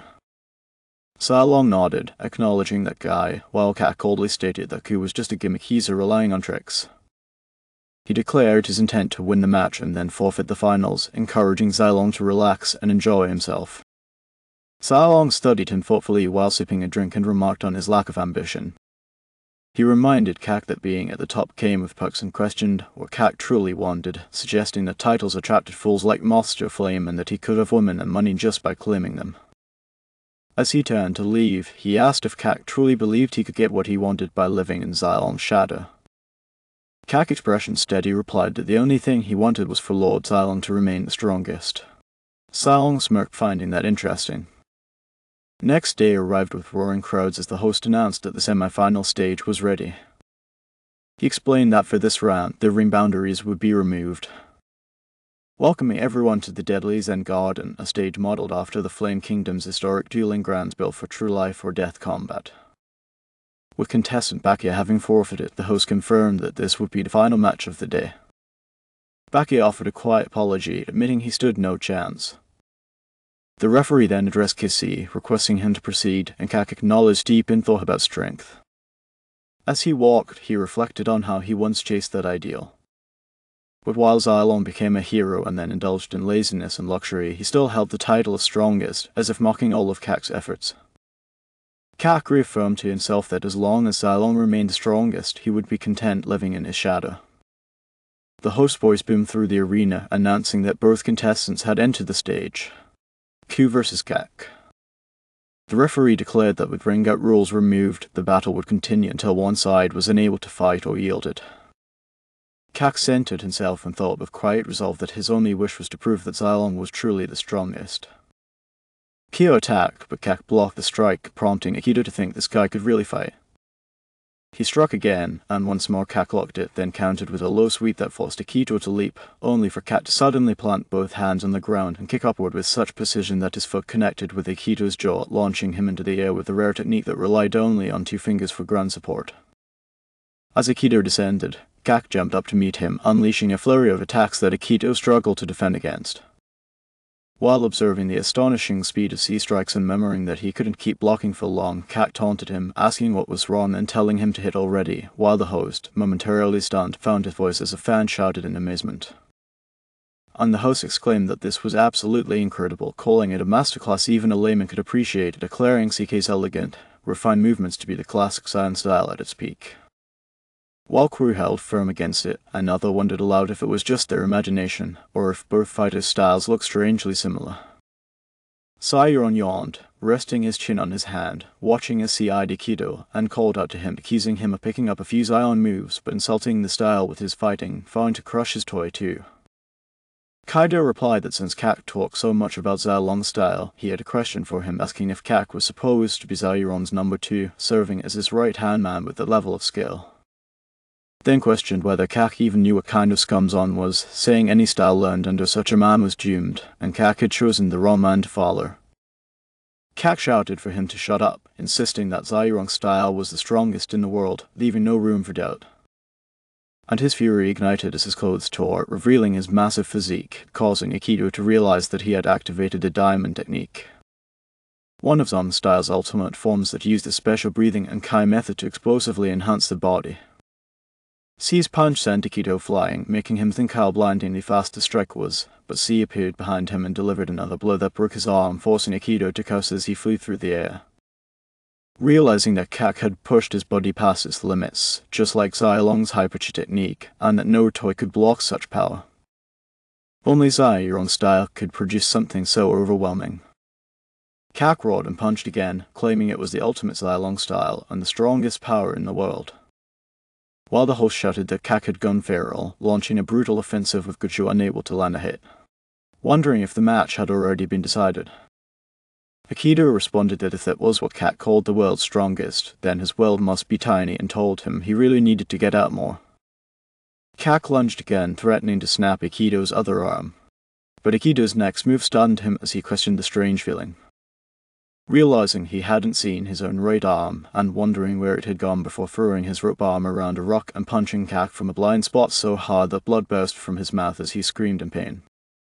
The host watching this exclaimed that Akito had looped his arm using a rope hidden behind a rock and nailed Kak in the jaw from behind. While Baka, who had forfeited the semi-finals, appeared and explained that Kujo had been luring Kak toward the rock from the beginning, even hiding his right arm, praising him as a genius. The host thanked Baka for the commentary as Kak tried to stand, only for Akito to approach and tell him not to bother, saying he had probably lost all sense of up or down. Kak accused him of being cowardly and taking a cheap shot, asking if he had no respect for the battlefield. But Akito admitted that if it had been a dojo match, he would have lost, acknowledging it was one hell of a punch that might have even topped Xylong for a moment. Recognizing how hard Kak had trained, Kak replied that was why it was such a waste. And Akito told him he needed to see more of the world because as long as he followed Xylong, he would never be the strongest. Kak looked at his hand, stuck in thought as he remembered how everywhere he went. People recognized him and shouted that Master Kak had arrived and that they had always admired him, even calling the Grandmaster a bit wild. And Kak realized he was the shadow. He stood shouting that Xylong's style was the strongest and that he must be the one to lead it as its guiding example. Then suddenly grabbed Akito, yelling that he would not lose to him. But Akito drove a powerful punch into his stomach, making him bleed again from the mouth as Akito smiled and remarked that he was not bad. The host shouted that the winner was Goju. And with that, tomorrow's final match was set. Two warriors preparing to face off for the championship title. The names igniting the crowd into a frenzy as the host announced the next and final battle would be Ku vs Xylong. He marveled aloud at who could have predicted such an outcome. That Xylong's final opponent in his quest for a sixth title would be a mysterious newcomer with a mechanical arm, urging everyone not to miss the grand finals and to stay tuned. As Kak exited the arena in silence, Akito called out to him, reminding him that as long as he stood beside Xylong, he would never be the strongest. Kak paused only to hear a voice comment on his total defeat, looking up in shock to see Xylong himself standing there. Xylong casually greeted him and Kak, bowing his head, apologized, admitting he had failed to meet expectations and brought shame to Xylong's name. But Xylong smirked, saying he had really gotten wrecked and that the fight was too much for him. Then offered to fix C's injuries by showing him a healing pressure point he had recently discovered. Kak, confused and hesitant, started to respond, but Xylong suddenly pressed a point and C screamed in agony, his body convulsing as Xylong mockingly asked what he was and told him there was no need to hold back. C's pain grew unbearable, nerves flaring as Xylong removed his finger and wondered aloud if he had missed the spot, then grinned and said he was just kidding before ordering Kak to show the strength of Xyun's style. With cold contempt, he accused Kak of dragging their name through the mud and declared that he was no longer of any use. As the pain intensified to the point that Kak felt his nose about to burst, he cried out for his master. But Sion ignored him completely and coldly told him to die, calling him worthless trash. Kak lapsed and Xylong watching him die turned his gaze forward and remarked that it looked like Ku would be a worthy opponent, feeling his blood begin to boil as he started laughing maniacally. The next day people gathered at the stadium. The name of the famed hero Xylong and the mysterious warrior with the prosthetic arm on every tongue. News of the unprecedented final having spread across the continent, even reaching those who mattered most. Akito returned to the hotel where Iris, upon seeing him, threw down her suitcase and shouted in frustration that he had barely made it in time. She scolded him for making her pull 3 straight all-nighters, then demanded he be ready to pay her back. While Akito quietly apologized for the unreasonable request, she wasn't having it and shouted for him to strip immediately because they were out of time, opening the suitcase and yelling at the mess inside, asking what he would have done if she hadn't made it in time. Hio told her he had trusted her and she stared at him, saying he was getting way too good at handling her. Her voice softened as she looked down and admitted that since this might be the last time, she had something to say. She confessed she didn't really care about revenge. And as he focused on her, she sat down and admitted she honestly wished he would stop. Taking out the arm, she said she had watched him all this time and understood why he felt the way he did, knowing she couldn't stop him. Recently, she had been having a dream about the two of them opening a quiet little workshop together in a town no one knew, not as masters, but simply as a skilled Magitech engineer and a monster hunter making a living. She thought they would do just fine. Akito responded that it sounded like something he could see, but she shouted over him while affixing the new arm to his shoulder, insisting she knew it was too late but made him promise one thing. She asked him to promise he would come back alive. Kyo placed his hand gently on her head and reminded her that he had told her once before he would never leave her alone. As the Magitech arm locked into place, she declared he was ready and that it looked good. In the arena, Zalon and Akito stood across from each other once more, their eyes locked. Unlike yesterday, the crowd had fallen into an eerie silence. Whether out of respect for Akito's strength or due to the ominous aura both men now radiated, as Yumi stood among the spectators, watching with quiet tension, sensing that something historic was about to unfold. The audience murmured in confusion when Zalon suddenly began to laugh, congratulating Akito and assuring him it was a genuine compliment. Akito remained silent, prompting Zalon to taunt him further, saying he would never eat him, and shouted that this arena was the absolute peak of the tournament, rallying the crowd to give it up. Akito finally spoke, saying Zalon hadn't changed a bit since 4 years ago and was still the same piece of filth, which meant he could kill him with zero regrets. Zalon smirked and asked if Akito thought the tournament rules would stop him from killing, to which Akito replied that he had taken the words right out of his mouth, then challenged him to bring it. The referee stood confused while Azumi watched, questioning if this was the pressure she had been up against, and Baka realized it was beginning. While Iris prayed silently to the gods, the referee declared the finals had begun, and in an instant the ground beneath them shattered as both fighters vanished from sight. The host, stunned, shouted that they had disappeared, asking where they had gone. As dust and soil burst into the air, the crowd searched frantically until the host pointed out the storm of debris as Zalon relentlessly attacked, only to be blocked each time by Akito's rapid defense. Each of Zalon's punches missed and crashed into the arena walls, splintering stone and shaking the stadium.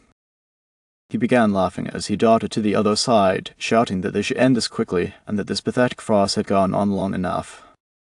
From the crowd, Iris shouted, calling out to Akito and apologizing for keeping him waiting, announcing that the new Magitech arm was complete. She beamed with excitement as she revealed that it now had jets, allowing him to pummel enemies from the sky. When Akito activated them, surprised and impressed. He said she actually made it, calling it awesome. She proudly added that the left arm could now fire high-density compressed magic blasts, urging him to pulverize Zalon and obliterate him completely.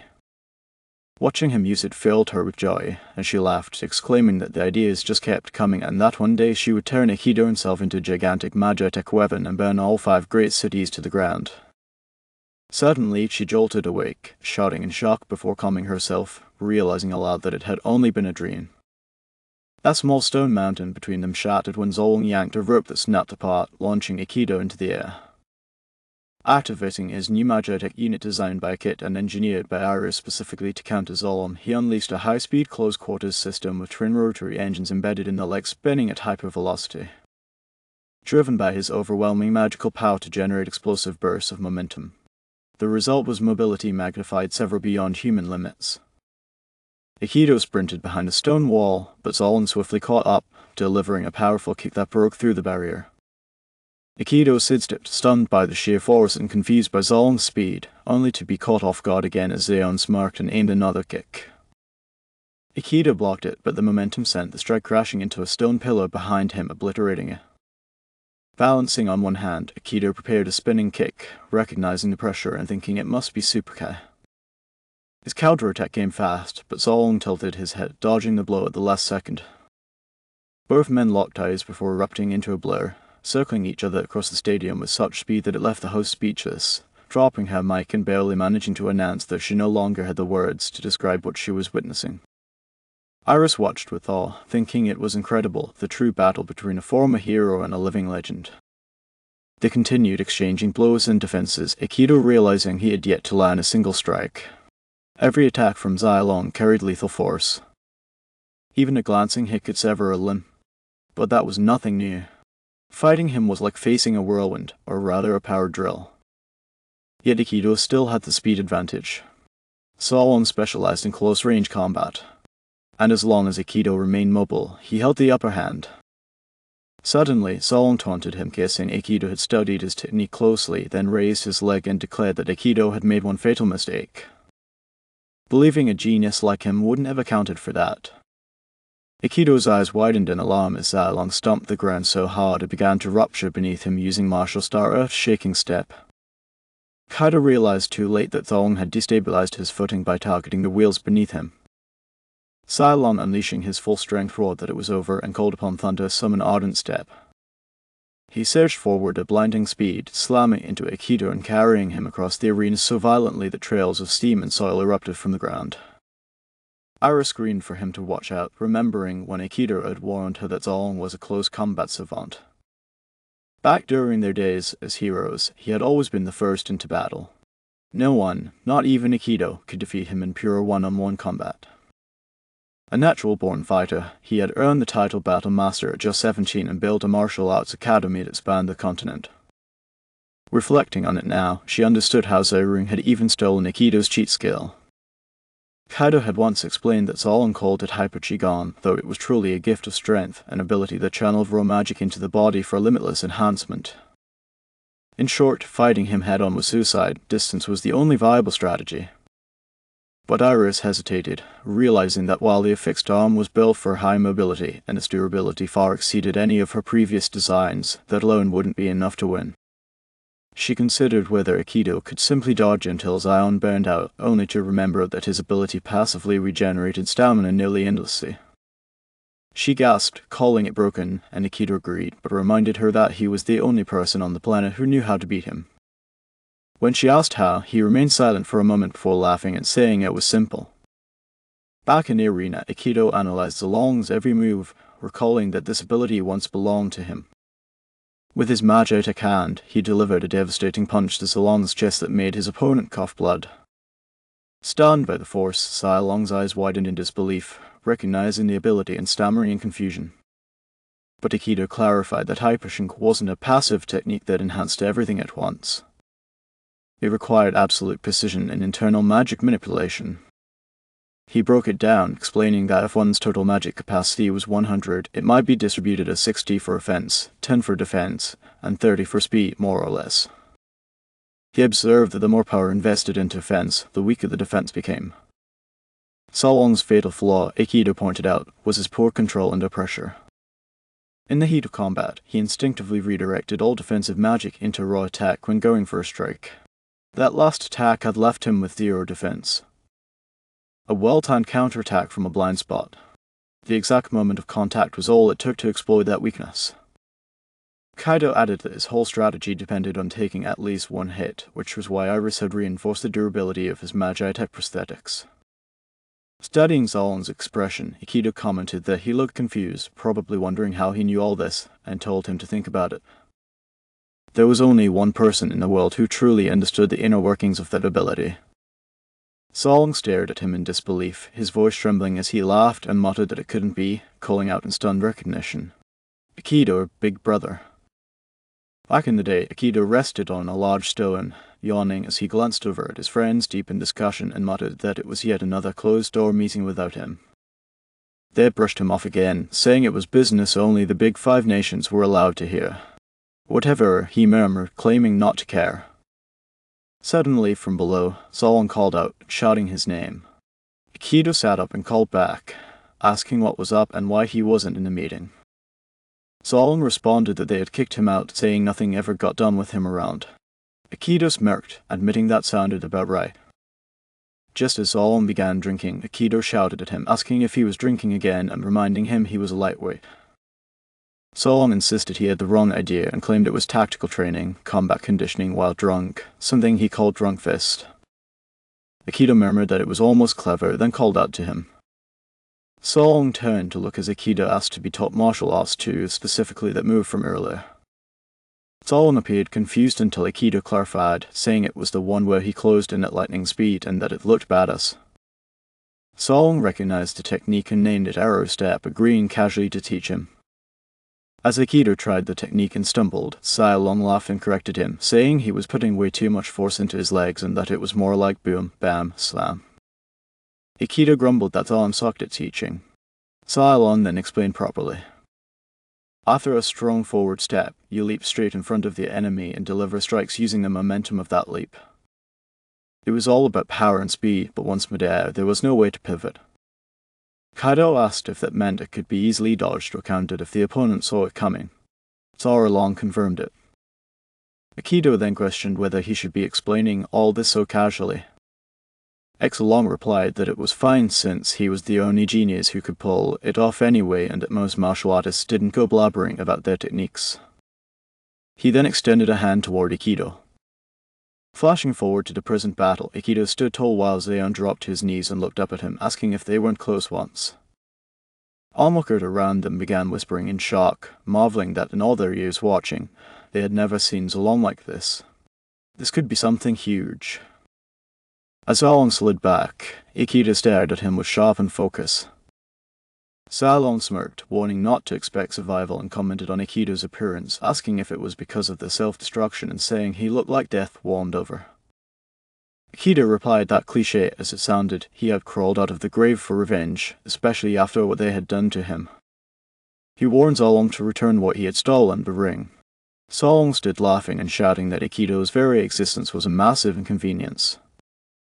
Kia remained calm while Solon fell into silent thought, wondering why the crowd wasn't reacting. Then realized that during their quest, they had gone straight for the Demon King's castle, so no one had really seen their faces. That actually played in his favor. If he killed Akito here, no one would ever know the hero killer was real. What an idiot, he thought, walking right into the trap.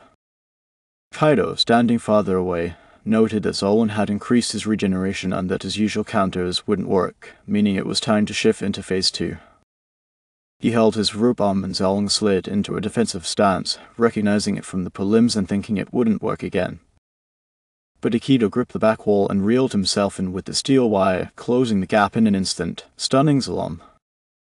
Akito launched a rapid assault from multiple angles, forcing Zirun to defend while struggling to keep up.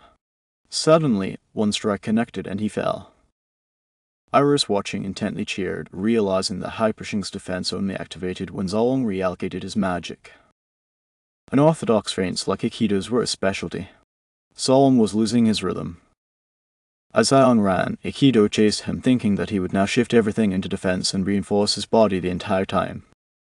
Using Hypershing, Zion attempted a powerful kick, shattering a stone, but was shocked when Akito caught his foot and countered with a punch, shouting as the blow landed. Solon's eyes widened when he saw he had punched Akito's arm, but Akito only asked if that was all, saying the strike barely scratched him. With a smile, Akito thought that even his heavy defense couldn't be penetrated by Solon's current level. He taunted, suggesting Solon wasn't mastering the ability and offered pointers for old time's sake. Solon recoiled in disbelief, and Akito added that he still flew off the handle when angry just like always, then punched him across the face, spinning him upside down. Solon, enraged, snarled that Akito was a worthless leftover, preaching as if he were better. He'd had enough. No more holding back. Rising with deadly focus, he suddenly vanished and reappeared with a brutal strike that sent blood spraying from Akito's mouth. Akito screamed in disbelief, unable to even see the attack. Solon, his voice, cold and final, declared that he was done. Lazy didn't deal with annoying insects. Activating Thunderlord Body Shift, he warned that Leo wouldn't even grant a blink before his opponent lay dead. Solon returned just as Akito launched his rope punch again, but it failed to connect, and Solon had already delivered a brutal punch that sent him flying to the ground. Akito groaned, trying to steady himself, and muttered in disbelief, wondering what the hell was happening, realizing Xylon's reaction speed and power had reached a completely different level. Without warning, Solon leapt onto his back, hammering him with another punch and then kicking him straight in the jaw, launching him upward as Akito screamed in pain, blinded, shouting that he couldn't see him. Iris called out to him in panic while Zolan laughed maniacally, declaring that this was the mark of a genius and internally scoffing at the idea of precise magic distribution, deciding he only needed two modes, 100% speed while moving and 100% power while striking. Everything else being irrelevant, boasting that no one alive could match his acceleration now. Then unleashed the ultimate move he claimed to have crafted as a genius, activating the power of the Thunderlord body shift and sprinted after Akito. Even subconsciously, Zolan had stopped relying on sight altogether, sensing Akito's subtle magical fluctuations through the air and his own skin, reacting purely on instinct. And to think he could execute something like that in the middle of a heated battle confirmed just how much of a genius he truly was. Akito crashed into the side of a stone mountain, cursing in pain. His rope cut and his expression stunned as Zolan appeared above him and mocked that he was too slow. A sudden blast rocked the area, knocking Akito to the ground again as Iris screamed his name.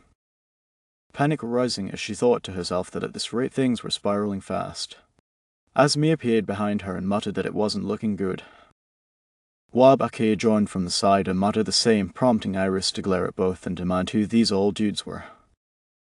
The host shouted, questioning why everyone was crowding over here, noting that only these two seemed to understand what was going on, with someone else agreeing that even the commentators had blayed. Bakir and Azumi introduced themselves casually, prompting Iris to say nice before immediately snapping that it was not nice and that this wasn't a tea party. Bakir, unfazed, asked if she knew that guy, pointing out that at this rate he was going to get killed out there.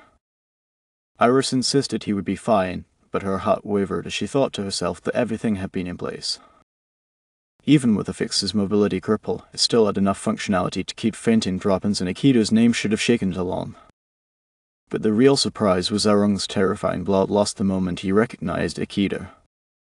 Watching the fight unfold, she saw Zeon kick Akito in the face just as he was about to punch. The impact so fierce it forced him back again. And Zara long thought with disdain that seeing him made him recall all the hatred he had harbored. He kicked Akito in the stomach, sending him crashing away, thinking how everyone only ever talked about the so-called hero, the glory, the admiration, how Akito had taken it all. And no matter what Zon accomplished, no one ever looked his way. Akito had basked in every moment under the spotlight. And Zeon clenched his teeth in rage, declaring himself to be the real genius. He remembered how free he felt when Akito vanished. How he had always imagined he would be the one to finish him. How he had stolen his cheat ability and ascended to become the absolute strongest, claiming the Flame Nation could no longer function without him. That the Empire existed to serve him. And soon the hero fanatics would fade into memory. And yet here Akito stood again facing him once more. Thalm shouted in fury, demanding to know if he was a damn zombie. While Akito remained silent, Solm scoffed and stated that it didn't matter because this time he would tear him to shreds. Then stomped the ground using his earth-shaking step, cracking the earth beneath with immense force. Akito jumped, recognizing the same trick again. But as he looked ahead, Solom was gone, and the rock struck him unexpectedly, prompting a confused reaction. Azumi observed that he took the bait Wabaki shouted in frustration. Akito's rope hand was now caught on the stone, and he realized the wires had already been set and he couldn't dodge from that position. Frantically wondering where Xylon had gone. Looking up, he saw Zalong descending toward him, announcing his final technique, Pulse Strike. A move so powerful it was said to have split sacred mountains where gods once walked. The ultimate trump card of the hero Horn Zalong. Channeling every drop of magic into his foot, Solon declared that even a graze from it would pulverize Akito into a crimson smear, boasting that he didn't even need to aim, that Akito's leg boosters were gone, and his fancy arms were pinned, asking mockingly what he would do now if he had anything left. Solon then screamed that it was over and called for Akito's death as he unleashed the blazing annihilation bomb, charging it with overwhelming power. Just as it was about to hit, Akito laughed to himself, thinking, "Here it comes." Then launched his leg up and kicked Sai a long square in the mouth, drawing blood and shocking everyone. The host shouted in disbelief at the use of his leg, and Akito grinned, asking who had said he could only launch his arms. As Zion vomited blood, Akito reminded him that one should always save their A's for last. His leg adjusting smoothly back to his body as he continued, stating that in the end it was meaningless. No matter how fast Song moved, his fatal flaw never changed. And all Akito had to do was wait for the moment his guard completely dropped. Serong, hearing this, roared with rage. But Akito smiled with grim satisfaction, thinking it had been one hell of a road, and remarked that someone as dense as Solon would never grasp that. Then at last, with no hesitation, he began pummeling Zolom without mercy, thinking this was the moment of reckoning. Before reincarnating, Akito had been a hardcore fighting game player, and he figured that if he injected specialized magic into the pseudo-nerves of his magi limb, he might be able to chain continuous attacks. After much trial and error, he made it happen. And the more magic he pumped in, the faster his combo accelerated without limit. This was Akito's finishing move, the Gatling route. He continued punching, grinding Zolong's face into the ground, laughing as memory surfaced, recalling how long he had dreamed of this moment, how for 4 years he had waited for it. Akito screamed for him to die, swearing he would never forgive him, punching relentlessly. But when Zolong tried to respond, Akito stepped aside and struck him with his elbow, sneering and questioning if he still had the strength to talk, guessing it still wasn't enough to kill him. Zolong pleaded, telling him to stop. But Akito, confused by the sudden shift, punched him again with rage, yelling that he said die, accusing him of betrayal and power theft, declaring he didn't care what anyone else had to say. He kept landing blow after blow, snarling for him to die over and over, while Zolom, unable to move, cried out that he would really die. Clenching his teeth, Zolom tried to lift himself and offered the ring, begging for his life, telling Akito to take it and not kill him. Akito froze, stunned as he looked at Zolong's battered face, and the crowd erupted in shock, murmuring that Zolong had admitted defeat. Akito took the ring just as the referee blew the whistle, confusion spreading like wildfire through the arena. The referee raised his voice and declared Ku immediately disqualified for major rule violations, citing unauthorized weapons beyond declared Magitech specifications and repeated attacks with clear intent to kill, officially declaring Zolong the winner. Azumi and Baki stood in disbelief, and Azumi erupted, demanding where the referee had been looking, accusing him of blindness or stupidity, yelling that Zolong had been doing the same thing, demanding the fight be restarted. Someone grabbed the mic, and as the crowd fell silent, they recognized it was the king of the Flamation. Stunned whispers rippled across the stands as he addressed the crowd, stating that the ruling had been made after a thorough investigation by the committee and that it was obvious Kuju had used Magitech far beyond what he had registered, calling it a disgrace to a sacred tournament and affirming their commitment to taking such matters seriously. However, he admitted that their inspection process had shortcomings and so would face a hearing and a rematch would be scheduled later. The king turned his gaze to Zolong, who remained silent, and murmurs spread through the crowd about a rematch being decreed by royal order. The king asked if all was clear and told everyone to disperse, ordering guards to detain Akito. As the guards moved, Akito continued to stare coldly at Zolong. The host, flustered, tried to make sense of it all, shouting that the arena was in complete chaos, admitting even he had no idea what had just happened, pleading with the crowd to stop throwing things. Either way, with that announcement, the Flame Nation's grand tournament had come to an end. That night, back at the hotel, Iris collapsed onto the bed, groaning in exhaustion and declaring that she was finally able to lie down after pulling 3 consecutive all-nighters, scolding Akito for making a lady alive like that. He told her she had earned her rest. Iris glanced at the ring in Akito's hand and told him he had done a good job, affirming that it was only the first step, but a significant one nonetheless. Just reaching this far was real progress. He nodded quietly and agreed, whispering that he had actually done it. She told him he should be proud, but more importantly, she was just glad he made it back alive. She lay down peacefully, and Akito, watching her fall asleep, gently placed a blanket over her and smiled. The scene shifted to a distant mansion where the king walked into the jungle with a single guard. The guard grumbled that everything was a mess, but the king smirked and said it served them right. More seriously, he ordered that the entire incident must not leak and that Kuji must not escape, noting that he was still useful. Meanwhile, Solong sat alone in his room, clutching his chest, screaming in pain, tearing off his bandages and roaring with rage at the humiliation Akito had inflicted. He smashed a jar in fury and cursed, thinking that if only he still had Ultra Shink, he could have healed his wounds in seconds. He vowed to get it back, swearing that his only mistake had been fighting Akito in the soft, rule-bound world of a tournament. Admitting he had grown complacent before the match even began, and that was how he lost. But if he tossed aside the rules and did things his own way, he believed there was no chance he would ever lose. He remembered the engineer girl who had been hanging around Akito and resolved to kidnap her to lure him out, fantasizing about gutting him, tearing out every last organ slowly. Just then, as he smirked at his cruel thoughts, a breeze blew through the room, and he growled in annoyance, shouting at the maids for leaving the window open. When no one responded, he yelled again, demanding to know where everyone was. He staggered to his feet, cursing the sting of the night air on his wounds, ranting that every last one of them was useless without him. As he reaped to close the window, calling at a kingdom full of incompetence, he heard a sharp clink and looked down, confused, then stared in horror at his own arm. A deep gash had appeared. As panic took over, he screamed in pain. While Akito sat quietly nearby with a knife, his expression cold and deliberate, whispering that now the real fun begins. Solon writhed on the floor, screaming in agony as he clutched his severed arm, howling about the pain. While Akito stood over him, cold and unwavering, asking if he had seriously thought that was all there was, declaring he was there to make him pay. Akito grabbed his hair and yanked his head up, stating flatly that they were both running out of time, so they would keep this short, reminding him that he was bleeding out and wouldn't last long. Song, trembling and gasping, asked what Akito was. To which Akito responded with a cold glare and said if he answered honestly, maybe he would be sent to a slightly less miserable hell. Holding up the ring, he demanded to know how to unlock his power from it, asking what he had to do after putting it on.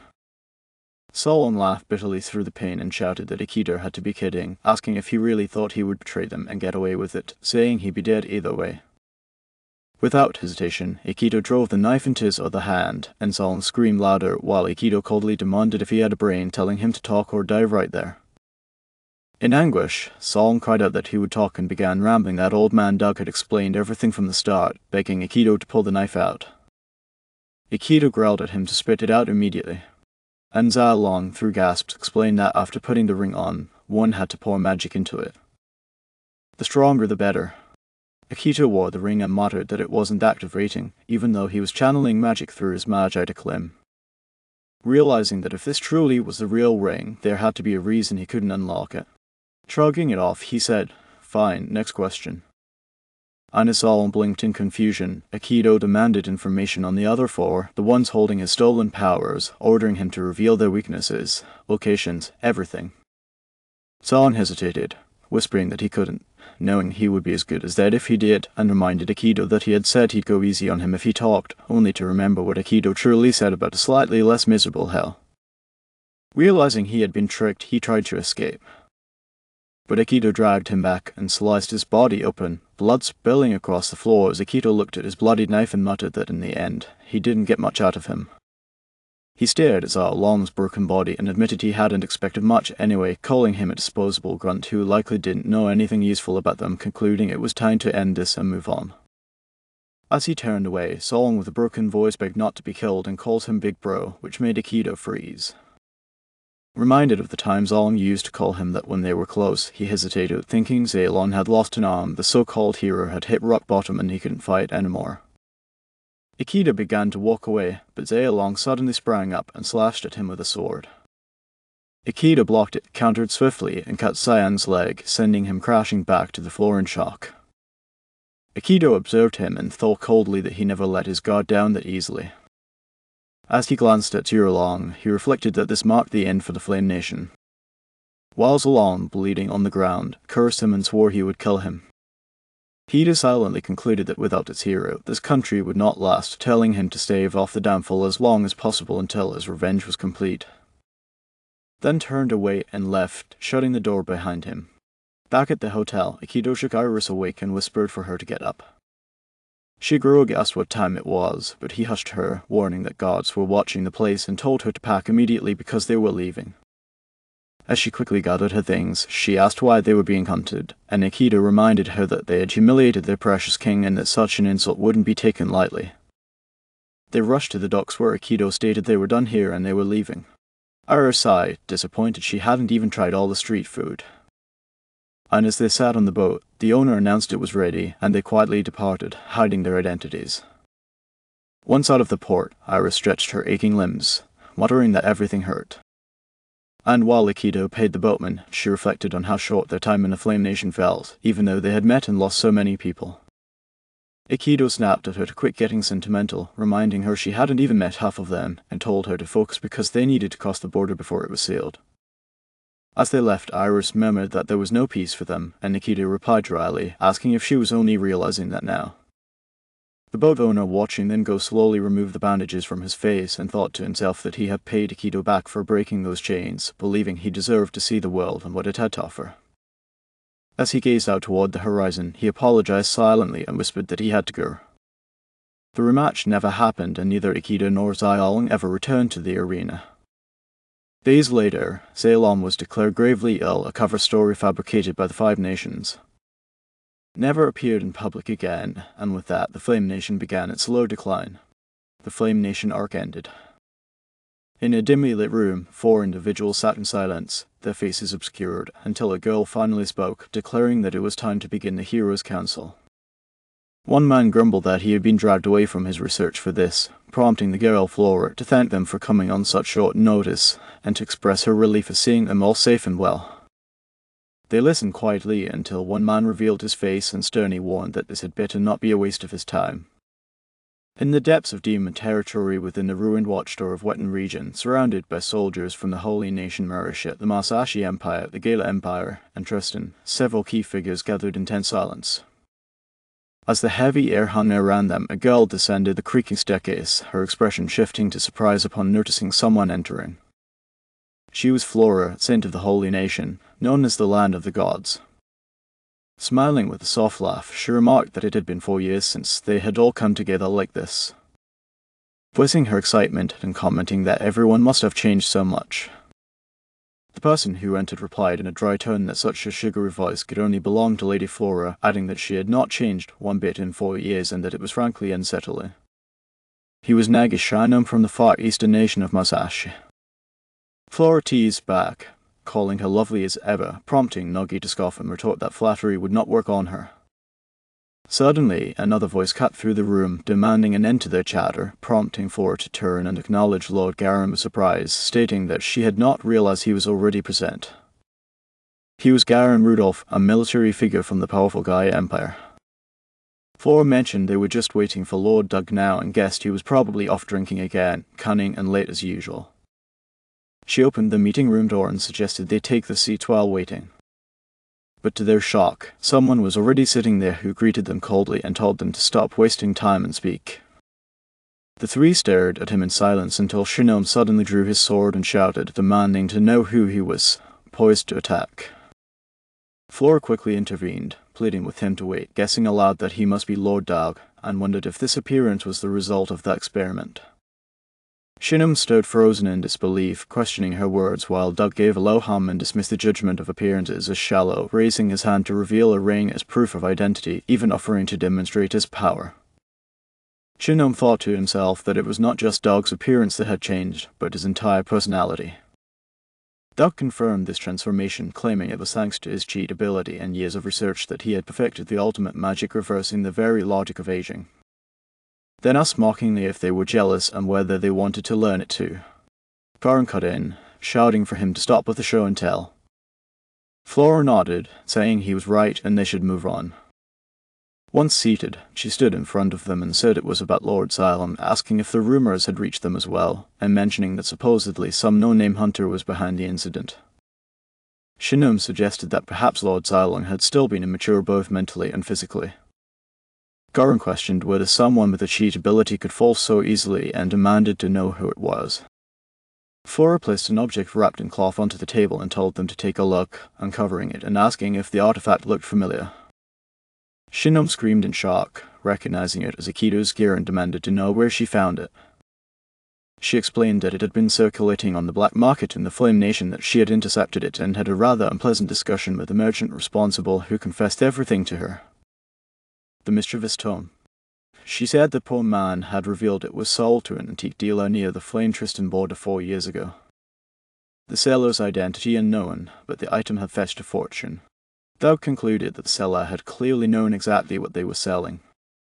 Shinom pointed out that now 4 years later, Lord Xylem had fallen in the Flame Nation, implying a connection.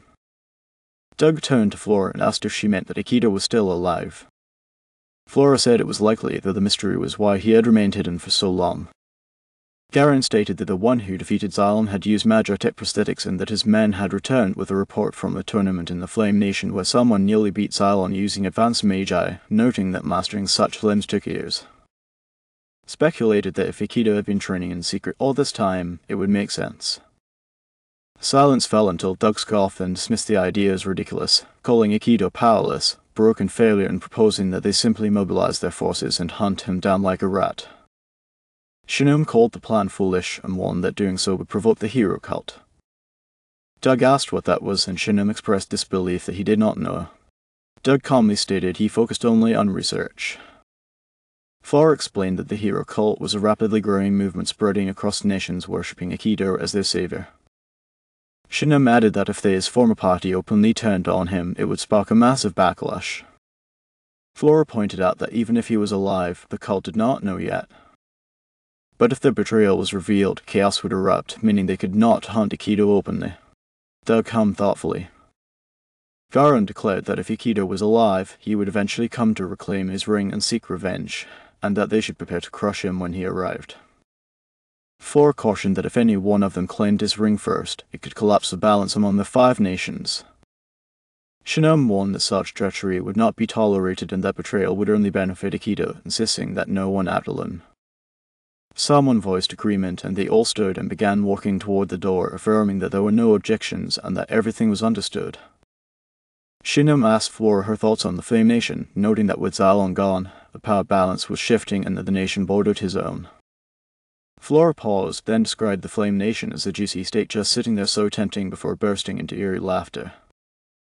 Everyone turned to stare at her, and she suddenly adopted a sweet tone, claiming she was just kidding and that they would divide it equitably. Of course, Doug told her to stop with the jokes and reminded everyone that they had agreed to no backstabbing. Shinum warned Flora to be cautious if she traveled alone through the Flame Nation.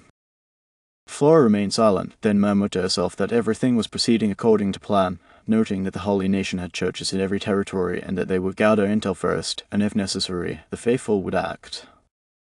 Giggling to herself, she whispered that she could not wait, that she had grown so much stronger, and called for Akito to come to her soon.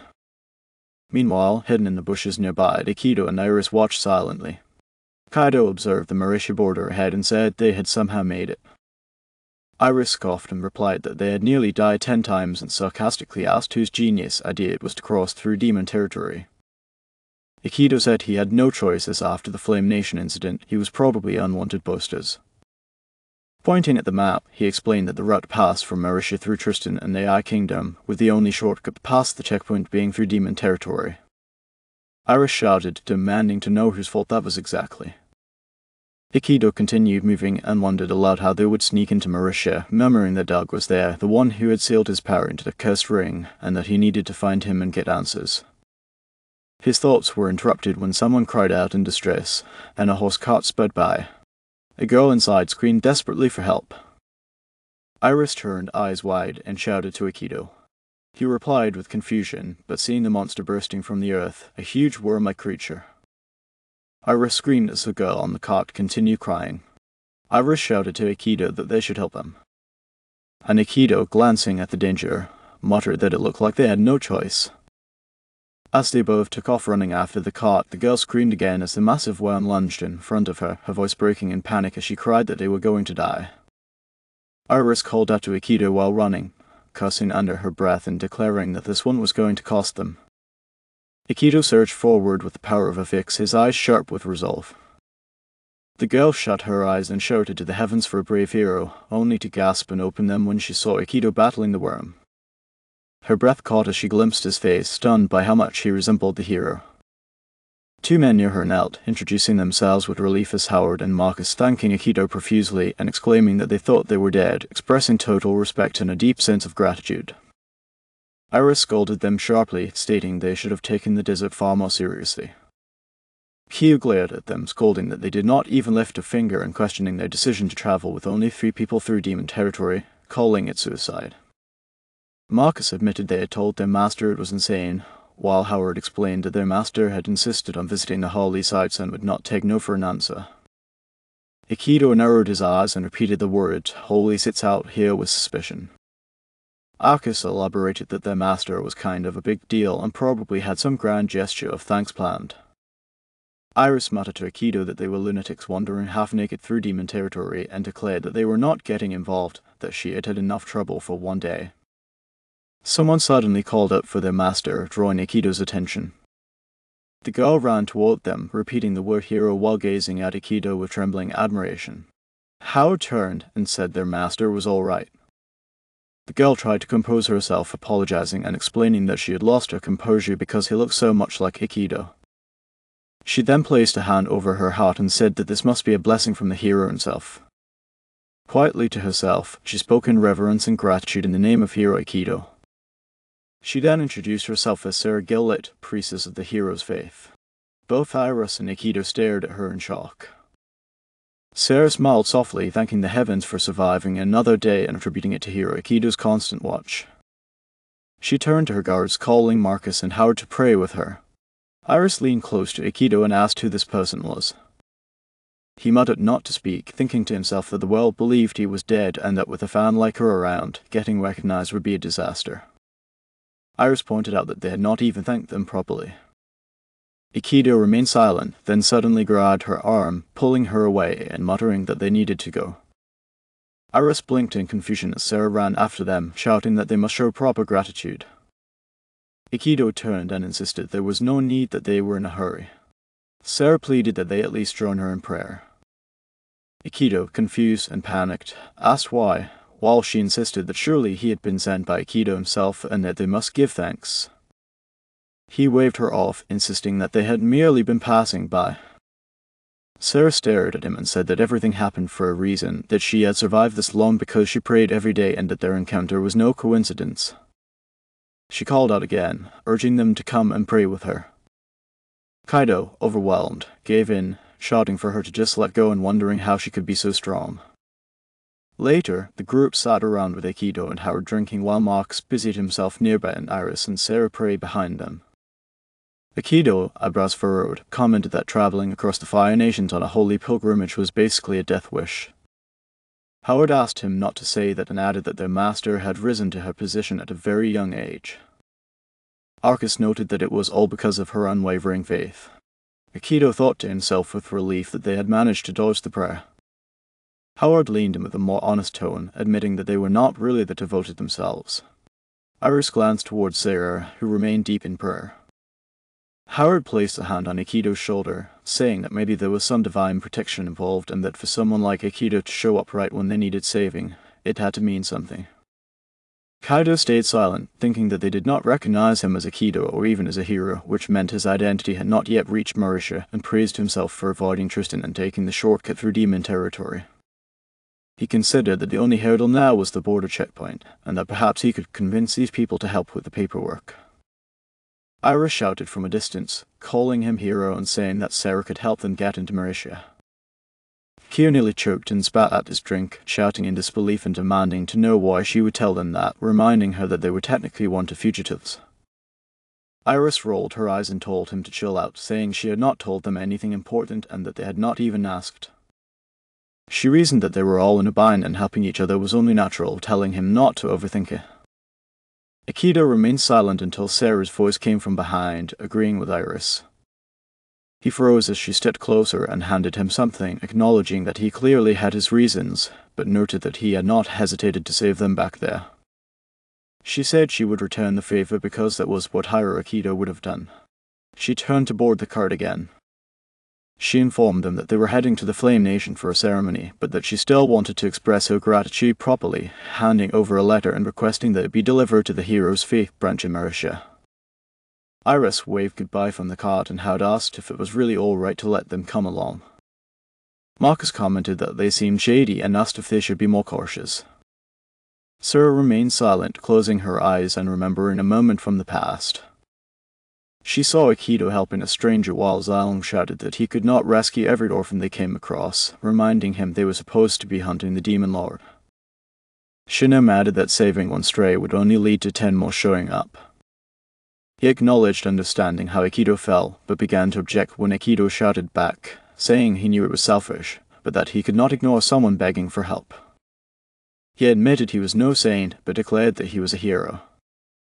Remembering that moment, Sarah gazed at the locket around her neck and quietly accepted it, deciding to believe and hire Akito. They soon entered Mauritius, the capital city of the Magic Nation, a place where magic existed but few could wield it, and where mastery required knowledge and discipline. This nation invested more in magical education than any other.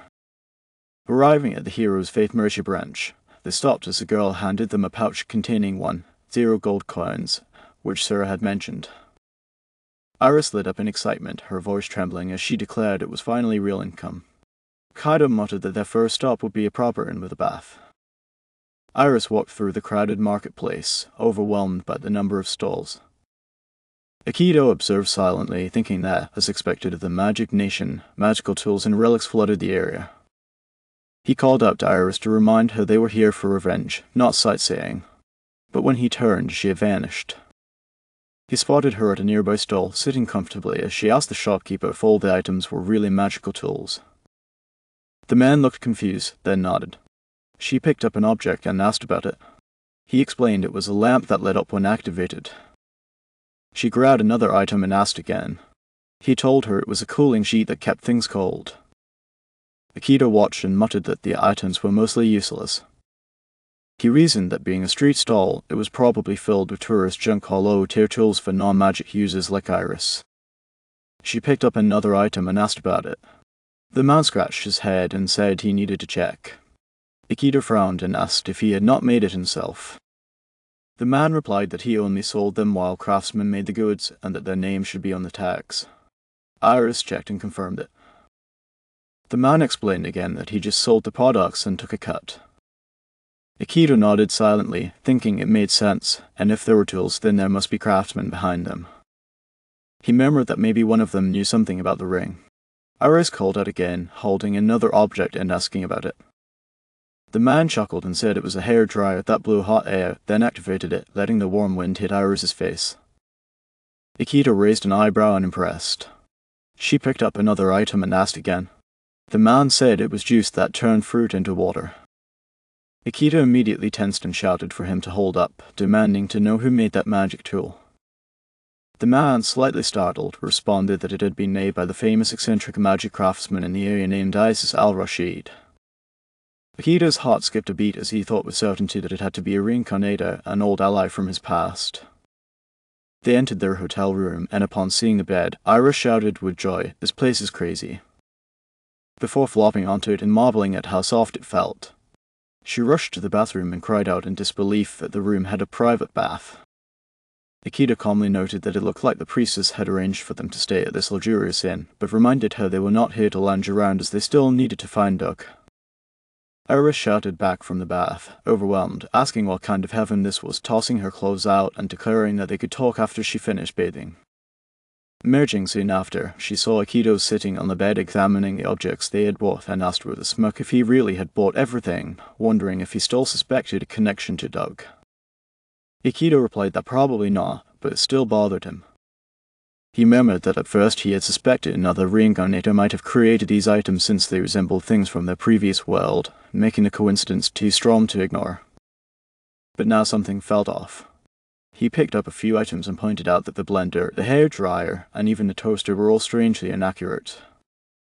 And he held up what looked like a game console, which in reality was a tiny fan with sharpened blades, and explained that the shopkeeper had described it as a shaving machine.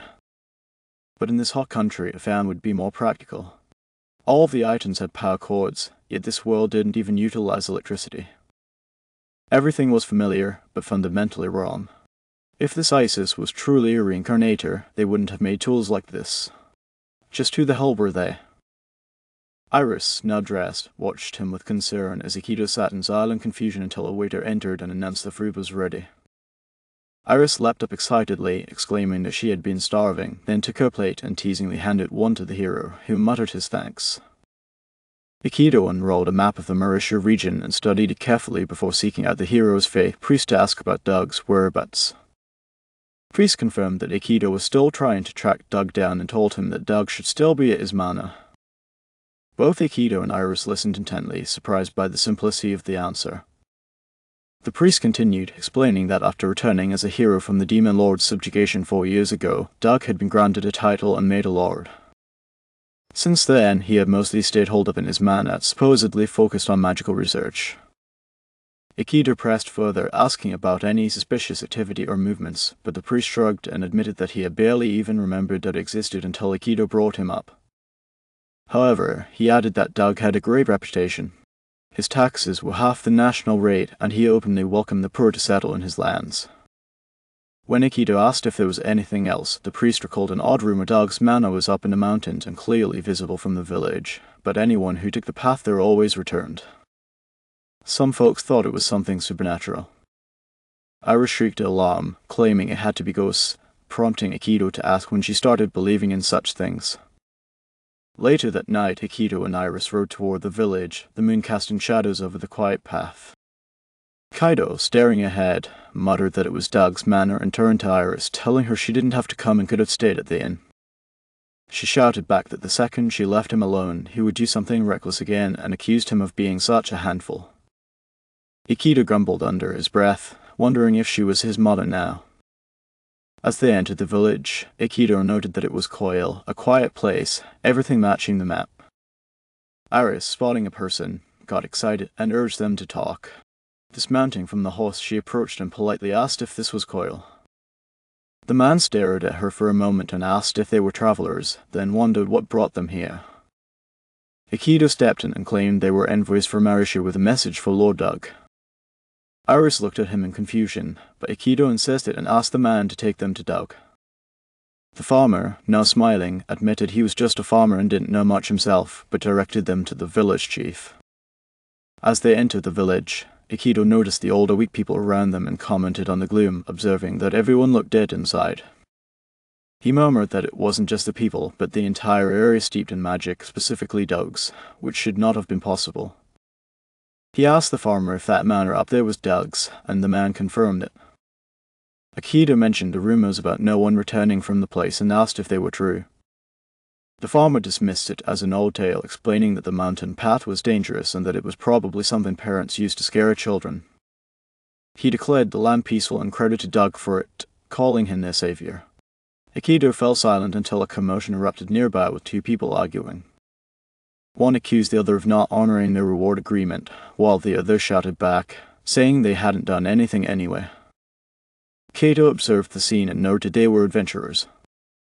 Realizing they were not the only outsiders, the farmer grew nervous and warned that causing a ruckus was a bad idea because they would come.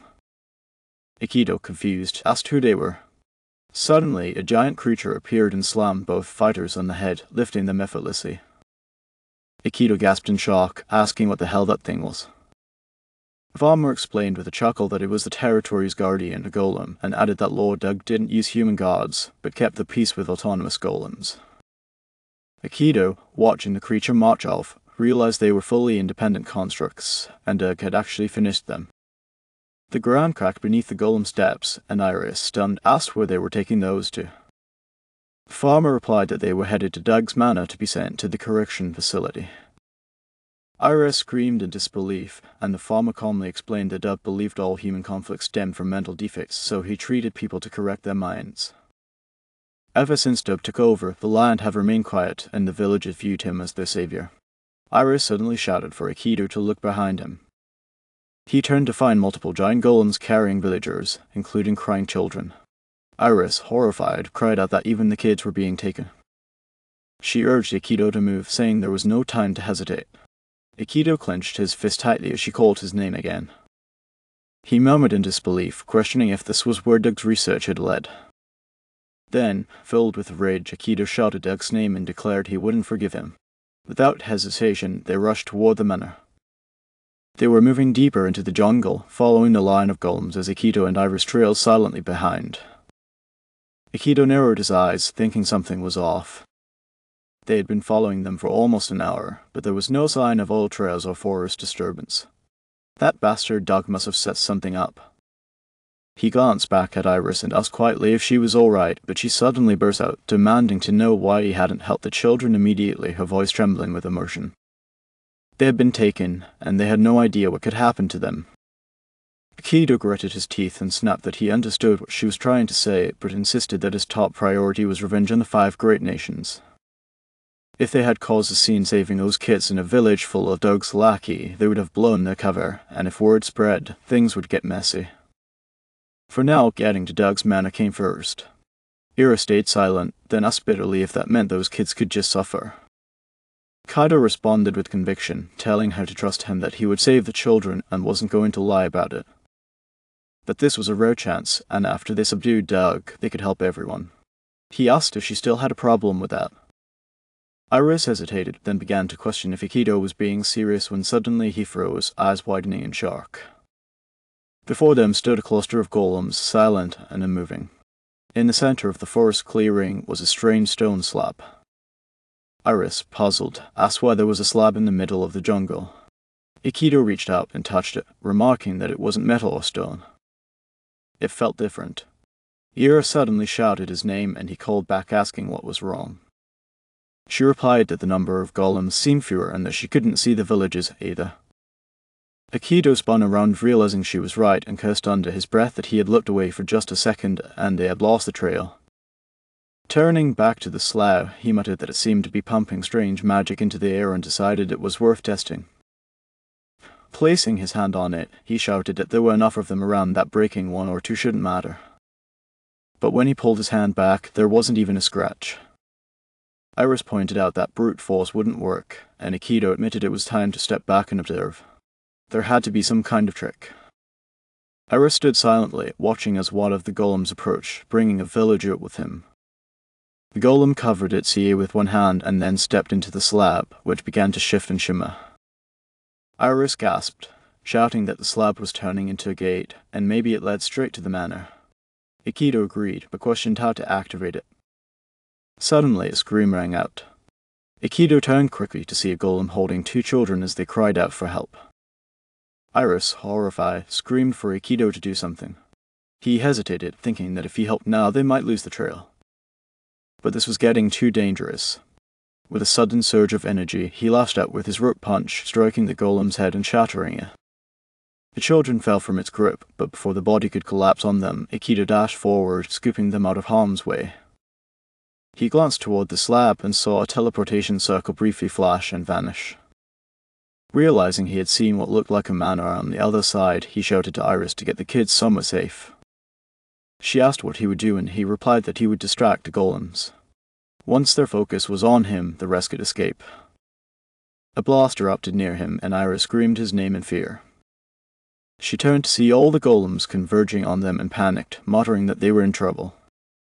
In a sudden blur, a rope punch whizzed past her side and smashed into a golem's head, the rope retracting instantly back to Akito's arm.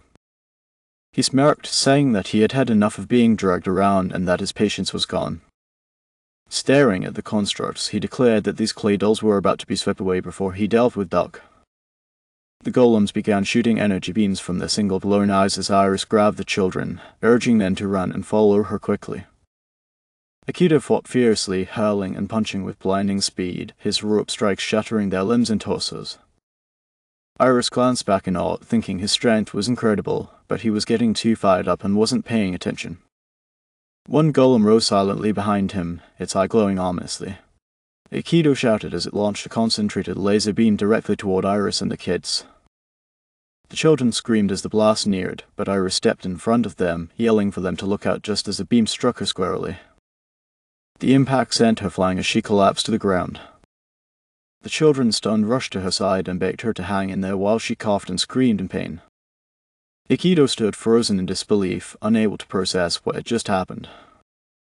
Then his eyes locked on Iris bleeding on the ground and he screamed her name in rage and anguish. Kaido and the kids froze upon seeing Iris's condition, and Akito immediately shouted her name. His voice strained as he cried out, "How did this happen?" "I thought you were hiding." Then dropped to his knees beside her, clutching her gently while shouting for her to hang in there, swearing that he would fix this, cursing under his breath that she was losing too much blood. As one of the kids cried from behind, saying through tears that their sister tried to save them, sobbing uncontrollably. Akito's eyes widened as he grabbed her and shouted that they were pulling back, that they would get her to town and find a doctor. While Iris, barely conscious, looked at him and murmured an apology, saying she guessed she messed up. And Akito shouted back not to say that, insisting she would be fine, that it was just a scratch. and she gave a faint smile, thanking him, but saying she was not going to make it, that she could tell her own body this, then whispered, "Hey, sorry I wasn't much help." As her breathing quickened, Akito grew increasingly panicked, thinking, "Damn it, Iris." While she urged him to take care of the magic prosthetics, not to push himself too hard and to eat properly, making him promise. And he kept shaking his head, saying, "Hey," over and over until she closed her eyes and he screamed her name, shouting for her to open her eyes, his voice breaking as he thought, "Why? Why did this happen?" Blaming himself, thinking he should have forced her to stay at the base, that he got reckless and stopped protecting her. That it was all on him, begging her not to die and not to leave him alone. Then started repeating "no" in pain, shouting in agony as golems began approaching. And he lifted Iris in his arms, screaming for Doug to show himself, demanding a one-on-one fight and refusing to let her die, telling Doug that if he had magic, he should use it to save her. Then Akito would kill him afterward, his voice thundering as he called out Doug's name. And far away in the mountains the girl listened, intrigued, muttering, "Strong, who the hell is he?" Then looked through her rifle telescope and smirked, saying, making him, "Oh, my doesn't sound so bad."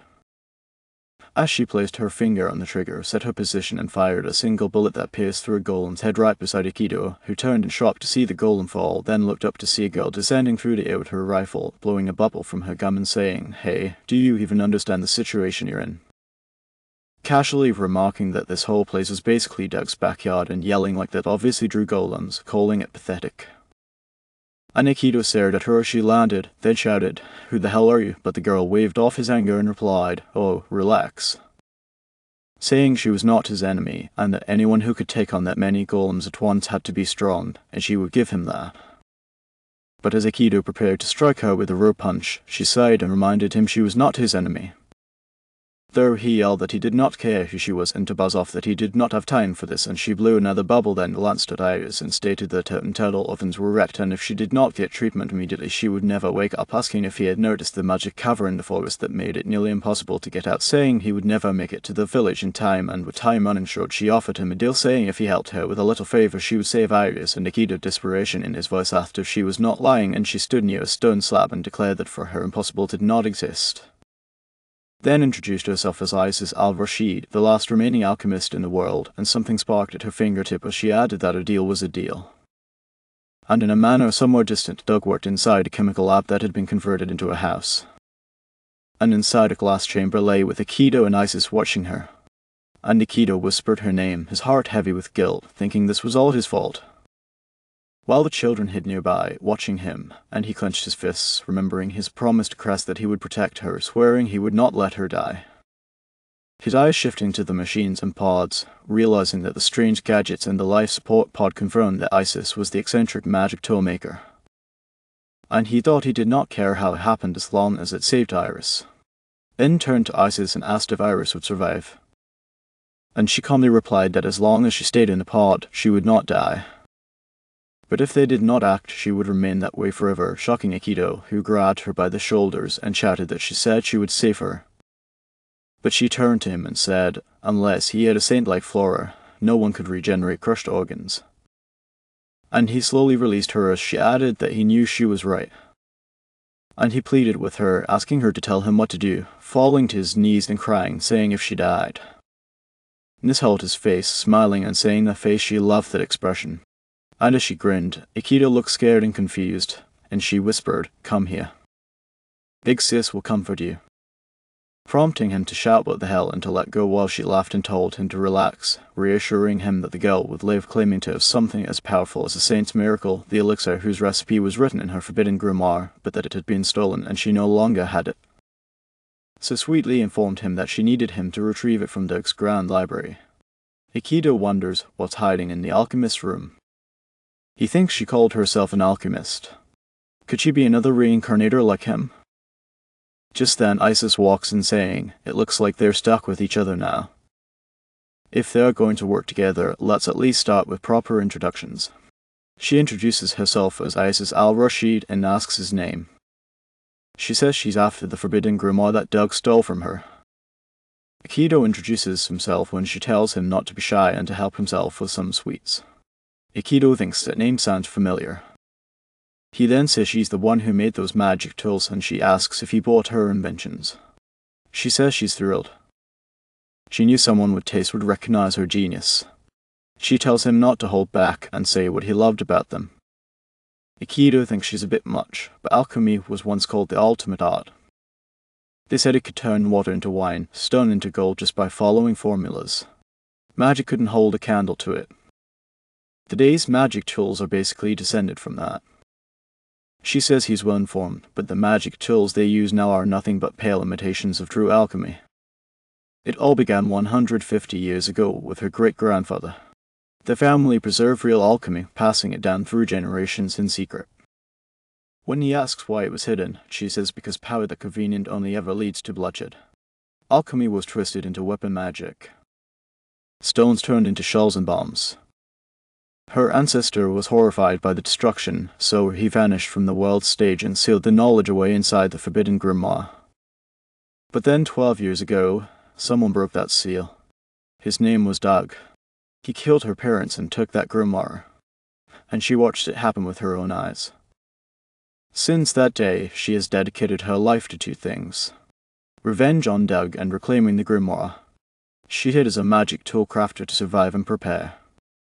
But when she saw Akito tear through Doug's golems, she knew it. She needs his strength to defeat him. Akito thinks she has a grudge against him, too, doesn't she? When he says, so that's why she approached him, she replies that's her whole story. She asks him to help her get the grimoire back, and in return, she'll brew the elixir to save his friend. He thinks that explains everything. Her ancestor was probably a reincarnator or maybe an engineer or military scientist. He brought modern science to this world and became the founder of alchemy, which explains why her tools feel so off. She inherited the knowledge, but not the intent. That reincarnator fused science with magic and created a whole new overpowered tech system. So in that case, just then he rushes towards her and grabs her by the neck, asking if she minds explaining this. He says, look, he can't be sure. Her whole grimoire story might not even be real. She could be lying just to use him. So here's the deal. He'll help her. But in return, she's saving Iris. No exceptions. She says, fine, deal. If he ever suspects she's lying, then kill her on the spot. But stop crying already, she says, patting him. Afterward, as they're walking, Akito asks, what's the plan? How do they get inside Doug's lair? She tells him they don't. He's surprised, and she explains that lair is a decoy. Use the regular gate, and he'll just get dumped into a trap. When he asks what they do instead, she says they use her gate link. Connect this to a gate, and they'll be sent to the real destination. A gate appears, and he says, think of it as a portable router that hijacks the signal. As they walk inside, he says, it's pitch black in here. She tells him to be patient a bit longer, and then they arrive. She tells him this is Doug's true lair. He looks at it saying Doug built this huge underground complex. She explains that not a single human lives here. Nadir Jana. Everyone who moved in is a golem, which means intruders are immediately detected and eliminated. Suddenly, the alarm goes off. She says her weapons are useless if the golems get too close, and her flying tools can barely hover. That's why it's his time to shine. He should go nuts. While he keeps the golems distracted, she'll sneak into the Grand Archive and retrieve the grimoire. She then gives him a hand grenade. When he asks what it is, she tells him it's a magic stone bomb. He says that's basically a grenade. She explains she overcharged a stone with magic using alchemy until it turned volatile. Just pull the pin and toss it simple, but he seems awfully familiar with these. He says it was just a lucky guess. She tells him whatever, take her design. Then she asks if he's ready. He agrees, thinking of Iris hanging there because he will save her no matter what. Isis tells Akito she wants him to hit the golem production facility and wipe it out to weaken their forces. There's also a magic supply system keeping the golems running, and she wants it destroyed completely. He asks why, and she tells him in the meantime she'll infiltrate Doug's Grand Archive. His job is to stir up enough chaos to keep them off her back. That factory is rigged with alarms, so once he's in, the golems will come non-stop. Akito says so he's just bait. That's really nice of her. She says that's why she dragged him into this. He jumps away saying, let's just make sure they don't drag each other down. He arrives at the facility, looks around, and notices a bunch of golems. He says, so that's how they're supplying magic to the golems. He takes out the grenade, saying, perfect. Let's test this out. And pulls the pin. A huge explosion occurs. He thinks that's impressive. This is the kind of stuff packed inside the forbidden grimoire. If this knowledge spreads, it will only lead to more bloodshed. No wonder Isis's ancestor wanted it sealed away. Just then, more golems appear, he says. But he'll use whatever he has at his disposal. As he runs toward them, another huge explosion occurs. Isis sees it and says he's causing quite a ruckus. That's good. That's exactly what she needs. Now she can move freely. Using her visor, she looks at the tower, saying there's a central tower. It's connected to the ceiling of the Grand Archive. 2 god golems are posted at the entrance with a few more patrolling nearby. There's no way she can force her way in like this. Most of the patrol is moving away toward the main corridor. She says Akito is doing a solid job distracting them, but something is descending from the upper floor. That must be him. She looks and sees Doug. She thinks she was shocked when his body suddenly turned younger, but there's no mistaking it. She saw him creating those golems. He cannot fool her eyes. He had the forbidden grimoire in his hands. Suddenly, Doug looks her way and she gets shocked. She quickly hides, thinking he saw her from the distance.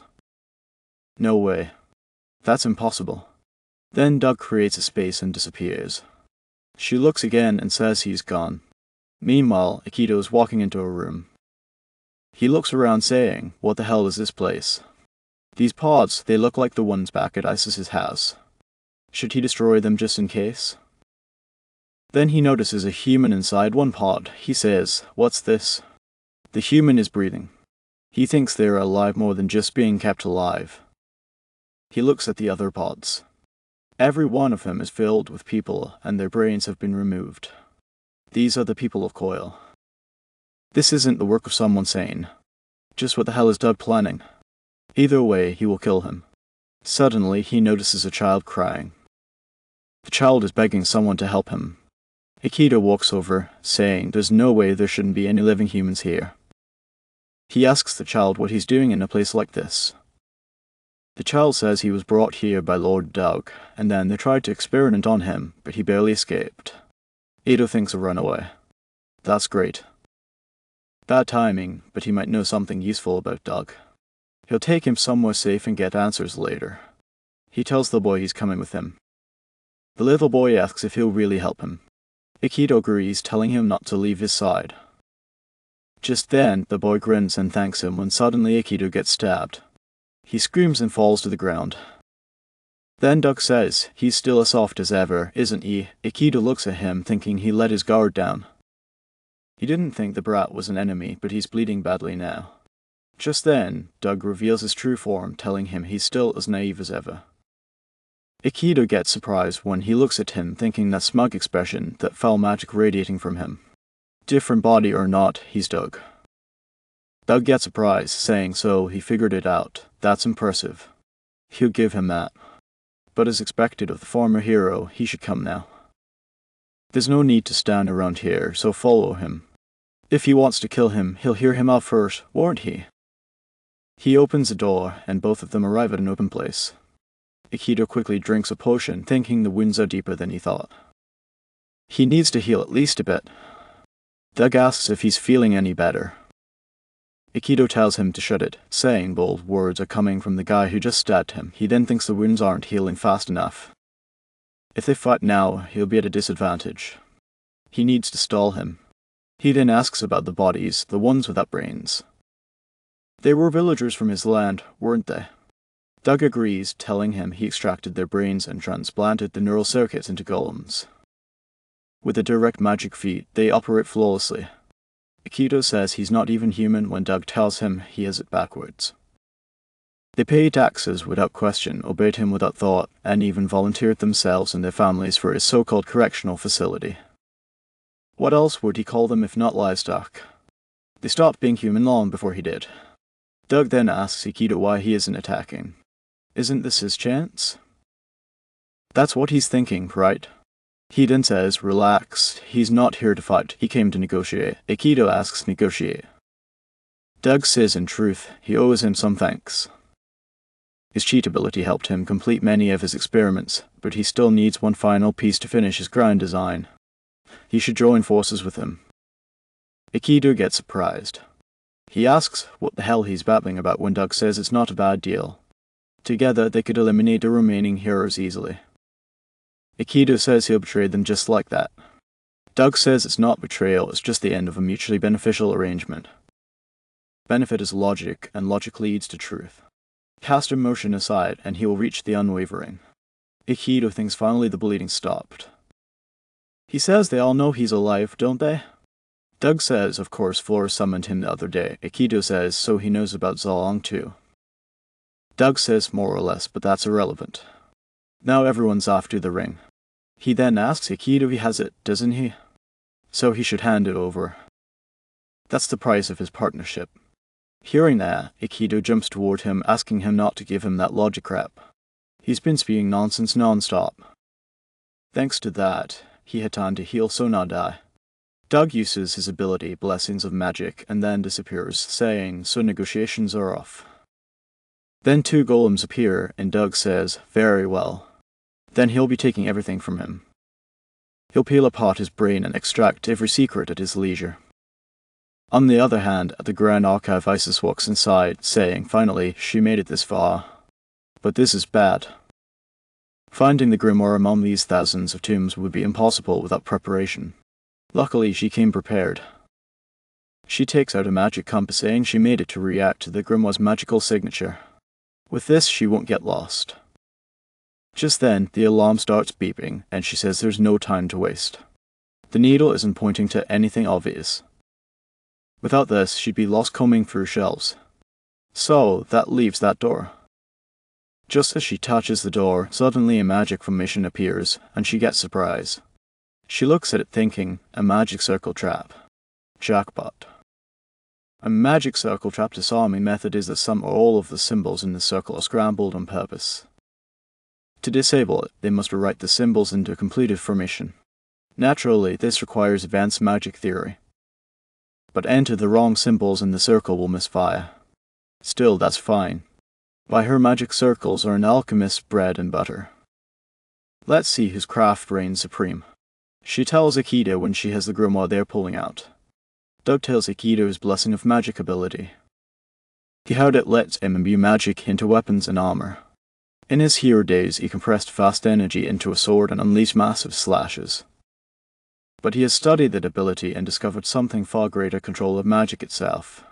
That's the true nature of his cheat ability. Whether it's someone else's magic or a monster's, he can reshape it and command it at will. Behold, he says, his elite golem army, each crafted with a monster brain, battle-hardened custom mules. Akito is struggling against the golems when Doug says it's originally meant for a future war against the heroes, but Akito will make a perfect test subject. The golem attacks Akito, who thinks its physical strength is off the charts, and with the blessing of magic on top of that, it's unstoppable. This is the result of mastering cheat abilities, and this is a logical conclusion.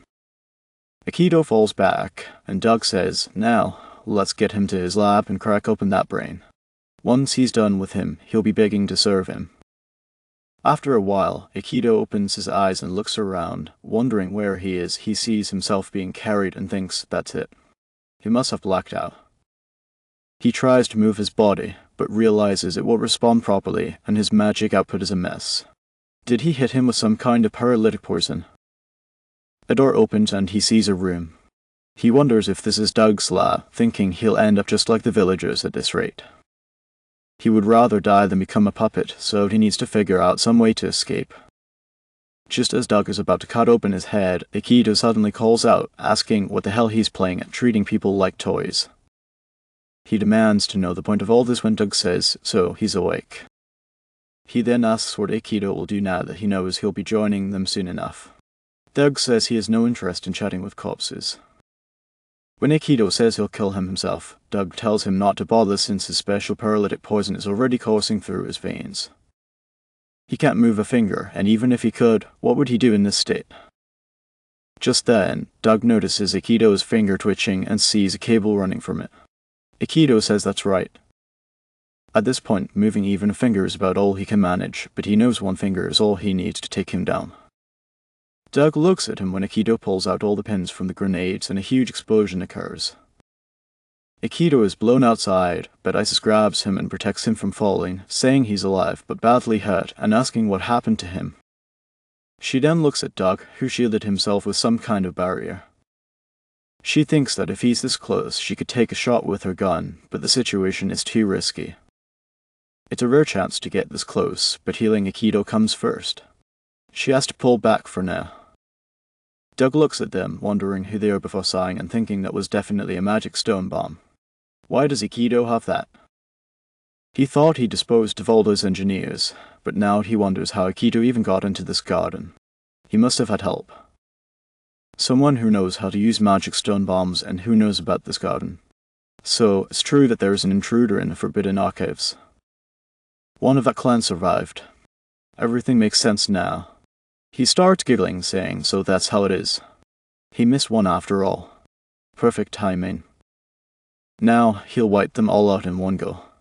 On the other hand, Akito is sitting when Isis tells him she has set up a perceptional blocking magic circle. They should be safe for now. She then looks at his condition. Seeing him surviving those wounds makes her wonder if he's even human. She says it's creepy. He's kind of freaking her out. Who's the real monster here? He tells her to shut up, asking more importantly if she got the grimoire. She agrees and shows it to him. He says, thank God that means Iris can be saved, but she tells him to forget that for now and focus on this. She forcefully feeds him something and he coughs, asking what the hell that was. She asks if he's feeling better now when he tells her to give him a break. Even he can tell this isn't the kind of wound a potion can fix. She asks if it didn't work when suddenly he looks at his arm and says it worked, asking why. She tells him, of course it did, that was an elixir. She found several in Doug's archive along with the grimoire. When he asks why waste that on him, she tells him to relax because there are a few to spare. At least this proves the real deal works. He tells her to quit using him for her test runs and also says he picked this up when it fell. He gives her back her arm when she says it's pretty banged up. He then says if it's just this, Iris can fix it in no time. So for now they should head back. He feels angry thinking, what a mess. It's the second time he's almost been killed by the same guy. Can't believe Doug mastered his cheat ability to the extent, but at least now he knows his tricks. The first priority is his golems. Isis notices he's fired up again. She then looks outside and when he asks what's wrong, she tells him this is bad. The gates, the golems smash them all. He asks if they spotted their entry point. When she tells him it looks that way, he's planning to trap them in here. Akito says he's got to have his own private way out, so maybe. But it's still obviously a trap. He'll be waiting for them. Akito says that's fine. This time he's going to win. She says if he's serious, then she has an idea. Lend her his right arm. He gives it to her. And she says she may not be an expert in magic prosthetics, but she's still a magic tool engineer. She might be able to fix it. She then tells him it looks like they're stuck here, so their fates are linked. Let's take down Doug together. He then tells her there are golems wandering all over the place. It's only a matter of time before they find them, asking if she's sure she can really fix it. She tells him to hold on because she needs to see the inside first. Since magic tools and this arm work on the same principles, she should be able to handle a simple repair and he doesn't need to be so tense. With the recognition blocking magic circle, nobody outside will sense they're here. Just then, she feels something when he asks what's wrong. She asks what this is while looking at his arm, asking if that girl really built it. He agrees, asking if something's wrong when she tells him wrong isn't the word. Magic prosthetics are already incredibly complex as it is, but to have all these functions running at once, this is insane. She has woven the magic circuits together like a network so precise, so intricate it looks like a gemstone crystal. She then asks if this is a relay drive circuit using magic stones. She has never seen one actually working before. How can a kid create circuits this beautiful? This is the very pinnacle of craftsmanship. An absolute masterpiece by a girl so young. There's no doubt that kid is a genius. Akito thinks about Iris thinking a genius. He then asks if she can fix it or not when she disagrees, saying this is way beyond anything she can handle. He asks what, saying that's not an option when she tells him to relax, saying it's just a severed circuit here. If she reconnects it, it should at least work for now. He says, well, that's a relief when she says that's only if it were that simple. He asks why not when she tells him the problem is this line uses Mythil. He asks Mythil when she says he really doesn't know anything, does he? Mythil is an ultra-rare metal with the highest affinity for magic. Its conductivity is said to be dozens of times higher than pure silver, but all known mineral mines have long since dried up. These days, they can only get it by salvaging relics. In other words, rare, expensive, and definitely not something she can just grab right now. He thinks that's why Iris kept calling him a rare metal. Just then, he spits out something telling her here when she asks if that's a ring. He tells her he hid it in his stomach so Doug wouldn't steal it. That's about the only valuable thing he has left. She tells him to let her see it. She says incredible. This ring is made of Mythil. Asking where he got something like this. She then says he mentioned hiding it from Doug. What does he mean? He thinks he's got no choice. Her hatred for Doug isn't fake. So if they're going to work together, he tells her everything, even about his days as a hero. She says so that's how it is. She never would have guessed he's the hero who defeated a demon lord. He asks if she believes him when she tells him if anything. It explains a lot. No normal person could be that strong, he says. And as a fellow transmigrant, it explains why she picked up his story so fast. His only goal now is to exact revenge on Doug when she says it looks like they're after the same thing. Then she says in that case she will use his ring, but it might cost him his cheat ability. He says he can't afford that. She tells him it's either his cheat or his arm, so pick one. He thinks, what does he do? He absolutely needs his cheat to survive in the future, but if he dies here, none of it matters. Right now, surviving comes first, no matter what. He then grits his teeth and asks Isis to take the ring. Just then, something suddenly hits the wall, and both of them are surprised. Golem soldiers appear, and he says they weren't going to leave them alone forever. One of the golems attacks when Akito dodges, telling Isis he will buy her time, so use the ring and fix his arm. She asks if he's sure about this when he agrees, saying there's no point saving his cheat if he dies here anyway. She agrees and starts working while Akito fights the golems. As he is fighting, she calls him and then throws the arm to him. Akito grabs it and attacks the golem, thinking it works. It looks like Isis's emergency repair job is good enough. Just then he gets surprised, thinking, what's this feeling? His strength is coming back. No way. By integrating the ring directly into the circuit, magic prosthetic times grace of power. As he throws the golem far away, he then says, alright, it's time to take back everything they stole from them. Looking at his strength, Isis says, incredible. That was some ancient firepower. She can't believe he was hiding this kind of strength, so why didn't he use it from the start? Just then, he disagrees, saying this is his cheat ability, grace of power. He never thought he would get it back. She says, it really is a miracle. He gets surprised, asking if she just smashed the material and connected it into the circuit when she says she might have lost his power entirely but realized there was alchemy involved in this. It was a snap decision, but she thought what if she could merge the power sealed in that ring directly into the circuit.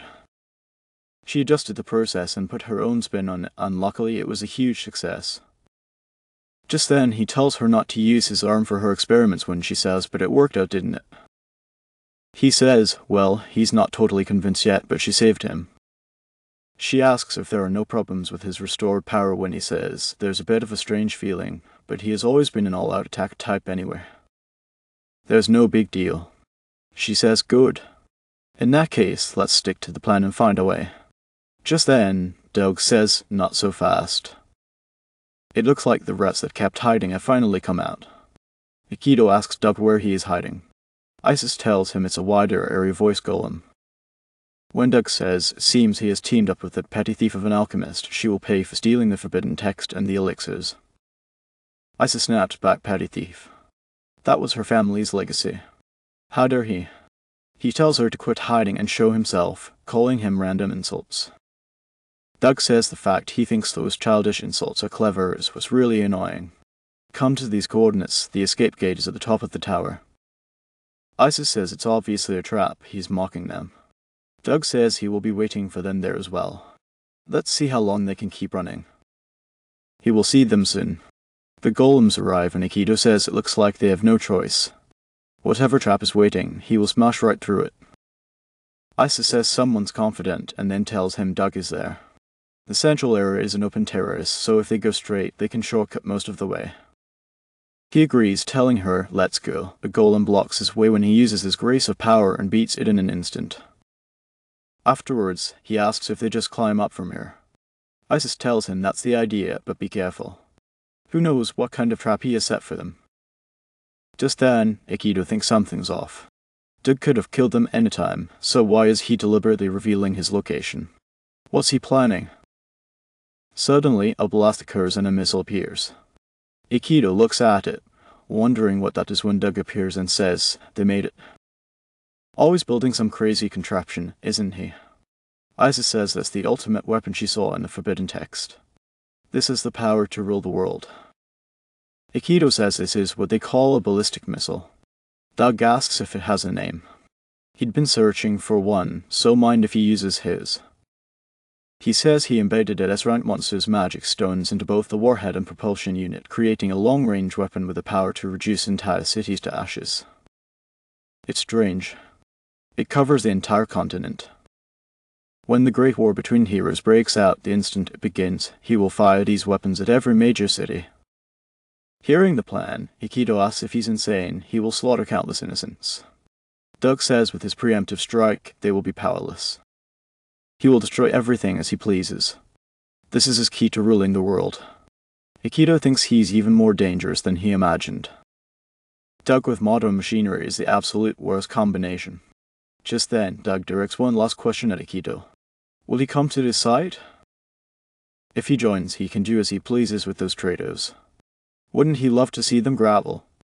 Akito thinks not until he sees them atone with his own eyes. He wants them to pay for what they did. Akito then steps up and kicks down the weapon, telling Doug not to get the wrong idea.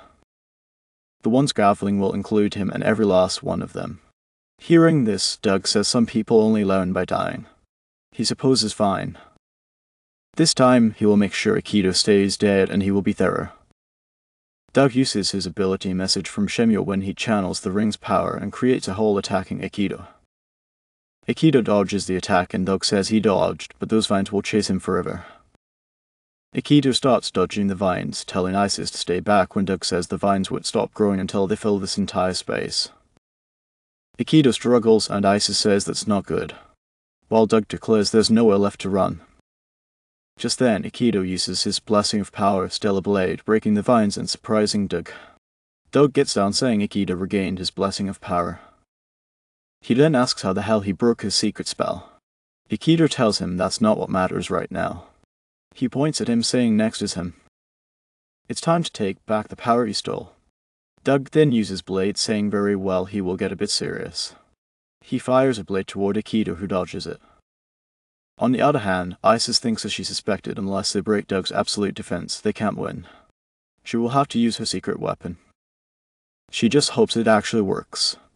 She takes out a bullet, loads it into her weapon, and says she has no choice. Meanwhile, Akito struggles, thinking it's so damn persistent, and there's no opening to counterattack.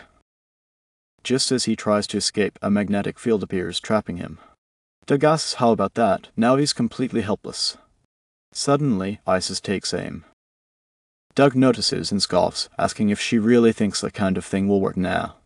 But then she points her weapon at Akito. Akito looks at her, asking what she's doing. As she fires at him, Doug, shocked, asks if she's lost it, shooting her own ally. But Isis calls out to Akito, explaining Doug's magic is magnetism. He forms an intense magnetic field with mana to manipulate iron sand. She has enchanted Akito's arm. Doug says what? Akito suddenly appears behind him and attacks, but Doug blocks. However, Doug's counterattack fails, leaving him surprised. Isis explains the magnetizing shot, a magic bullet that instantly reverses and neutralizes the polarity flow of Doug's magnetic field. That's her secret weapon, perfected after years of studying his magic. She tells Akito that it will nullify Doug's magic temporarily. So finish this. Doug scoffs, asking if he really thinks he can beat him with such a cheap trick. He calls on the golems to come, but Akito tells him he's already forgotten how he uses his blessing of power. Doug looks surprised. Akito declares, convert all mana into pure physical power, no tricks, just brute force. He then uses his skill, Terran Stampede. Doug tries to block the attack as dust and debris erupt everywhere. Akito breathes heavily. Isis asks if they got him. Akito tells her not to jinx it. Doug isn't the type to go down that easily. Stay sharp. They're going in. Just then, the ground breaks and a massive golem emerges. Doug says, forcing him to use his last resort. Let's call this the start of overtime. He then appears in his final form. A huge explosion occurs as Doug laughs, telling them to tremble before him. This is his final form, his message from Shenmue. Behold the Tetragrammaton. Both Isis and Akito stare at him. Doug tells them to struggle all they want. Now that he has taken this form, there's no way insects like them can defeat him. Akito says he's the one who stopped being human. Just then, some orbs emerge from Doug's form, surprising Akito. Doug declares that he is a god, and then uses his ability, mamoru. The electricity spreads everywhere. Akito dodges it, thinking that long-range support unit is a problem. Isis warns him to be careful. This is not the same monster they fought before. Suddenly, Doug attacks Isis, and Akito shouts for her. Akito thinks they can't drag this out. That means he has to finish it up close in one shot. As he runs forward, Doug attacks again, but Akito dodges and leaps into the air. Doug looks at him, calling him a bug, skittering around while Akito thinks it's over. He uses his ability, Blessing of Power Terran Stampede, once again, but he gets shocked when it barely does any damage. He thinks, what the hell? It would pierce. There's no way some dumb rock wall is stopping this. Suddenly, he realizes it's repairing faster than he can destroy it. Just then, the orbs appear again as Doug unleashes the same ability. Akito dodges once more. Doug says so he's figured it out. No matter how much he attacks, it's meaningless against the Tetragrammaton. Doug explains he is fused with the tower, which supplies him with infinite magic from the city itself. The source of that power is the townsfolk. Only someone like him who has mastered cheat skills could pull this off. His ultimate armor capable of infinite regeneration is on another level. Right now, Akito is fighting alone against the magic of 1,000. This fight is his. From afar, Isis looks at him, thinking if she backs off, that laser will get her. But if she closes in, she can't break through his defense. How do they win this? On the other hand, Akito suddenly starts running. Doug frowns, wondering if this is a desperate last-ditch charge as Akito begins attacking different parts of his body. Doug gets annoyed, asking what he's trying to do, calling him a persistent pest. He tells Akito it's useless. His attacks are too weak. They repair in a second. As Akito falls back, however, he notices something. One part of Doug's body is repairing slower, so that's the spot, he mutters. Doug looks startled, saying, what? He refuses to believe there's a weak point. But Akito explains, since Doug's body is fused with the tower, and he's using the ring to drain magic from the townsfolk, the real problem is Doug himself. Doug's eyes widen in shock as Akito says he doesn't have the power or the experience to control this much magic. That flaw, that's the weak point, and he's about to hammer it with everything he's got. Doug snarls as Akito mocks him, calling himself a god in front of the former hero who defeated the Demon King. Don't make him laugh. He's nothing but a crusty old man wearing new skin. Enraged, Doug roars, but Akito strikes, breaking through and tearing apart Doug's arm. Akito seizes the ring. Got it back. His cheat skill. After a moment, Isis tells Akito he really did it this time. He nods, saying he's taken back the ring Doug stole. She breathes a sigh of relief. Thank goodness. Now, let's follow the plan and begin the escape. But suddenly, a thorn pierces her and she screams. It won't come out, she cries as Akito turns in shock toward Doug. Though injured, Doug smirks, declaring they're not getting away. Akito tells him to give it up already. It's over. He can't win without the ring, but Doug snarls back. Silence, he will not lose. He snaps his fingers and a missile appears before them. Akito says the ballistic missile. What is he planning to do? Doug replies that he's going to blow them all away, including the entire area. Akito thinks to himself, evil never goes down without a fight. While Isis keeps screaming in pain, Akito calls out to her when she tells him the thorn won't come out so easily. Akito then says Doug's planning to blow himself up along with them, but Doug laughs along with them.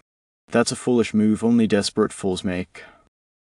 He can move freely underground with earth magic, so the only ones getting blown away are them. He sinks into the ground. Akito says he's not getting away in attacks, but fails to hit him. He then calls out, demanding to know where Doug went. Isis shouts at Akito to run, saying there is no time. She tells him it sucks, but the only option now is to escape. Akito says he gets it. Somewhere on this floor is Doug's gate. Isis tells him to find it and use the ring she gave him before they came here. Get out, even if it's just him. Akito asks if she's telling him to leave her behind, demanding, what about Iris? Isis answers, if both of them die, then who is going to save her? Akito is stunned. She tells him he can't lose sight of his real purpose, and decides she already got back at Doug a little, so she's satisfied. She trusts that he will be the one to avenge her. As she lowers her gaze, Akito tells her not to decide that on her own. She looks at him in surprise. He says he's a former hero. Remember, once someone is right in front of him asking for help, he's not the kind of guy who turns his back on them. So leave it all to him. She stays quiet, then smiles, saying that she's counting on him. He nods in agreement. Meanwhile, Doug watches them, saying this is the perfect seat to witness their final moments.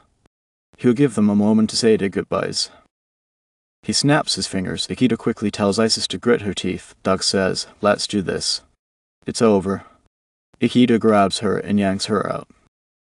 She screams as blood gushes from her hand. The missile follows them. Akito tells her to hang in there as he starts running. Doug laughs, saying they can run but cannot.